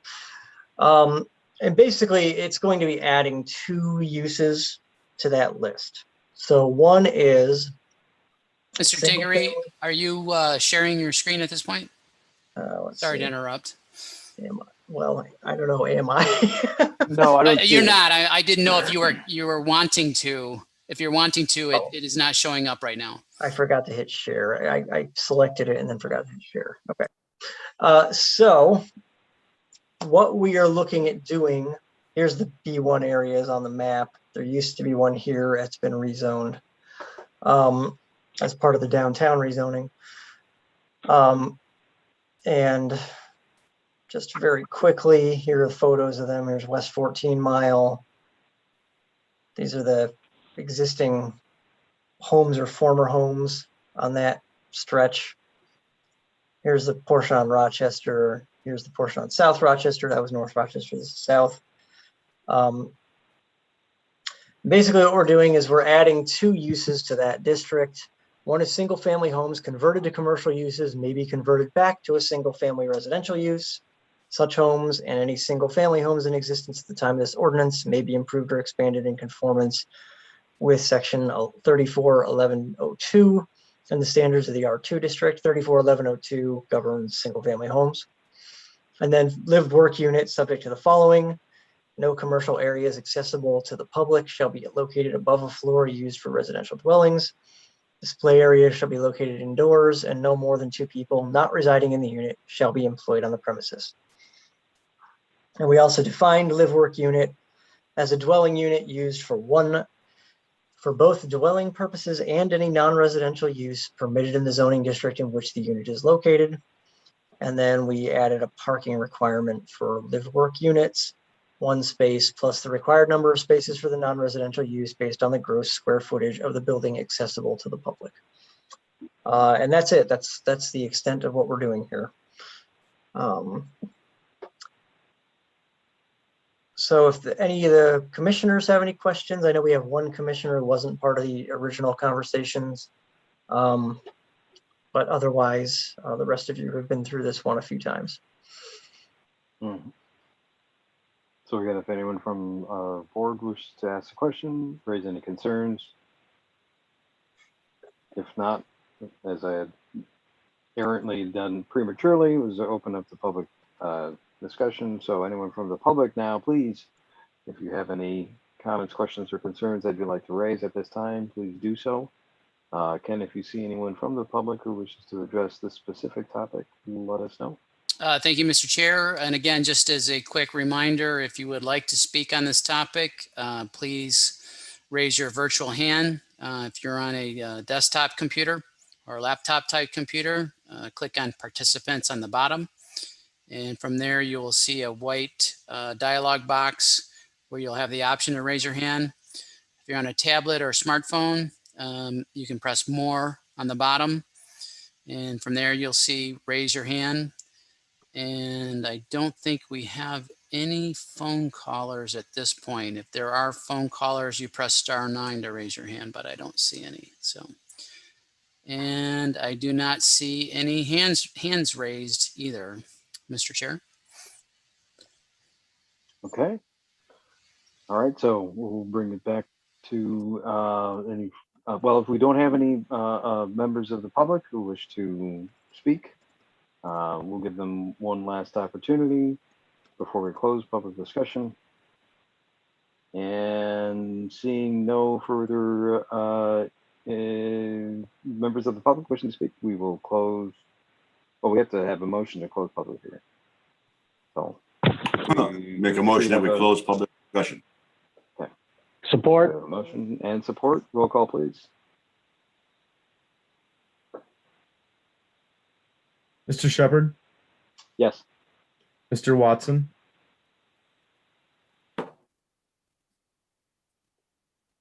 Mr. Georges, Yes. Yes, yes, and Mr. Watson, sorry. Mr. Kucera, Yes. Mr. McHale, Yes. Mr. Nushai, Yes. Mr. Pernick, Yes. Ms. Redmond, Yes. Mr. Sanaki. Yes.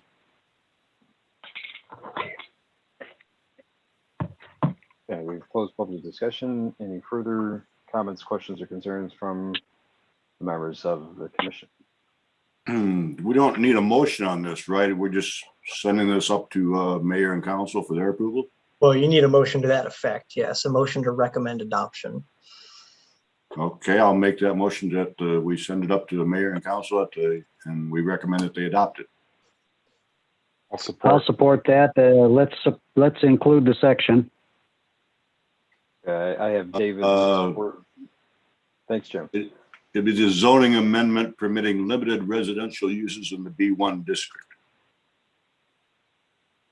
Okay. All right, motion support. Any further discussion? All right, see none. Roll call, please. Mr. Georges, Yes. Mr. Kucera, Yes. Mr. McHale, Yes. Mr. Nushai, Yes. Mr. Pernick, Yes.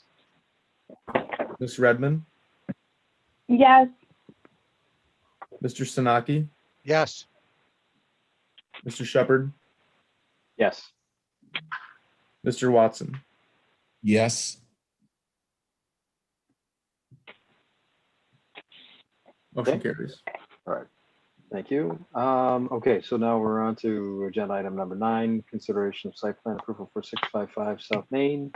As we raised, we are pressed for time. Does anyone have a motion regarding this item as far as postponing or wishing to address this now? I'd make a motion that we postpone the site plan approval for 655 South Main Street, the Church of Clausen, seeing as they've been on our radar for about 4 or 5 years now. And what I've seen of the site plans that I'm looking at, I'd like to see a lot of that green type removed from it.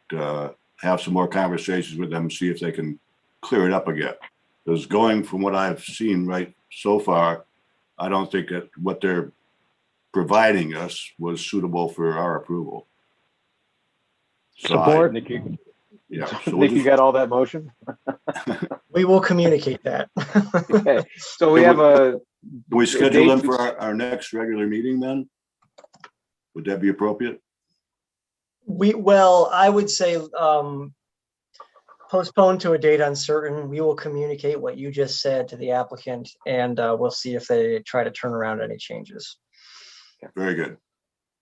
I like that. Any other further discussion? Seeing none. Motion support to postpone. Roll call, please. Mr. Nushai, Yes. Mr. Pernick, Yes. Ms. Redmond, Yes. Mr. Sanaki, Yes. Mr. Shepherd, Yes.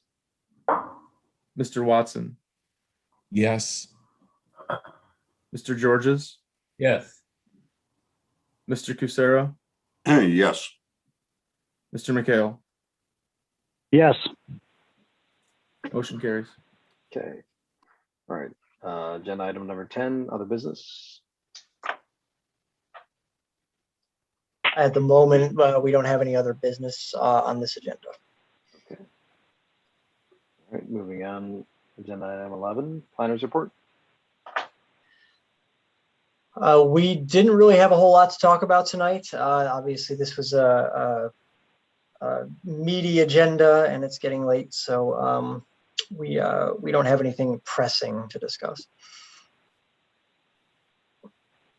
Okay. 12, staff report and training opportunities. There's nothing new to report, other than the Sustainability Committee. The first meeting is set for May 5th. I will send that invite out to Glenn and Mr. Koenig. Could I also add just something very quickly? I actually have completed the Citizen Planner course through the MSU Extension. Excellent. It's very interesting. I mean, it's a help. It's a little dated. You know, it's probably about 3 or 4 years old as far as some of the references are concerned. But it's very accessible. I did it all online. You know, it has a series of videos. If anyone else is interested, and I'm very grateful to the city for making that opportunity available to me. I'd recommend it to anybody who wants some additional insights and education about what we do for the public.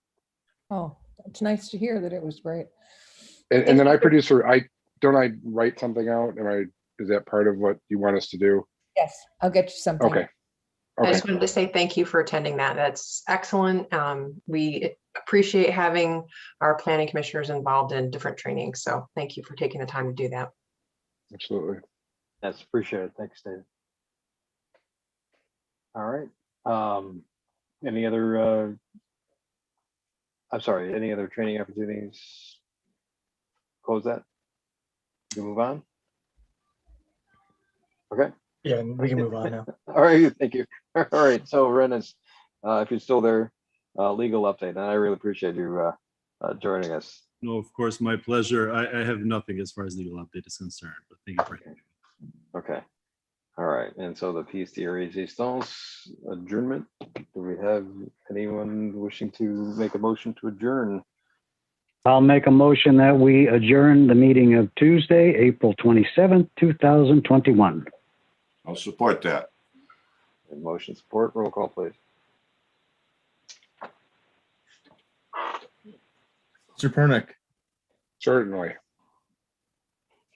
Ms. Redmond, Yes. Mr. Sanaki, Yes. Mr. Shepherd, Yes. Mr. Watson, Yes. Mr. Georges, Yes. Mr. Kucera, Happily. Mr. McHale, Yes. Mr. Nushai. Yes. All right. Yeah, thanks, everybody. When are we going to get together?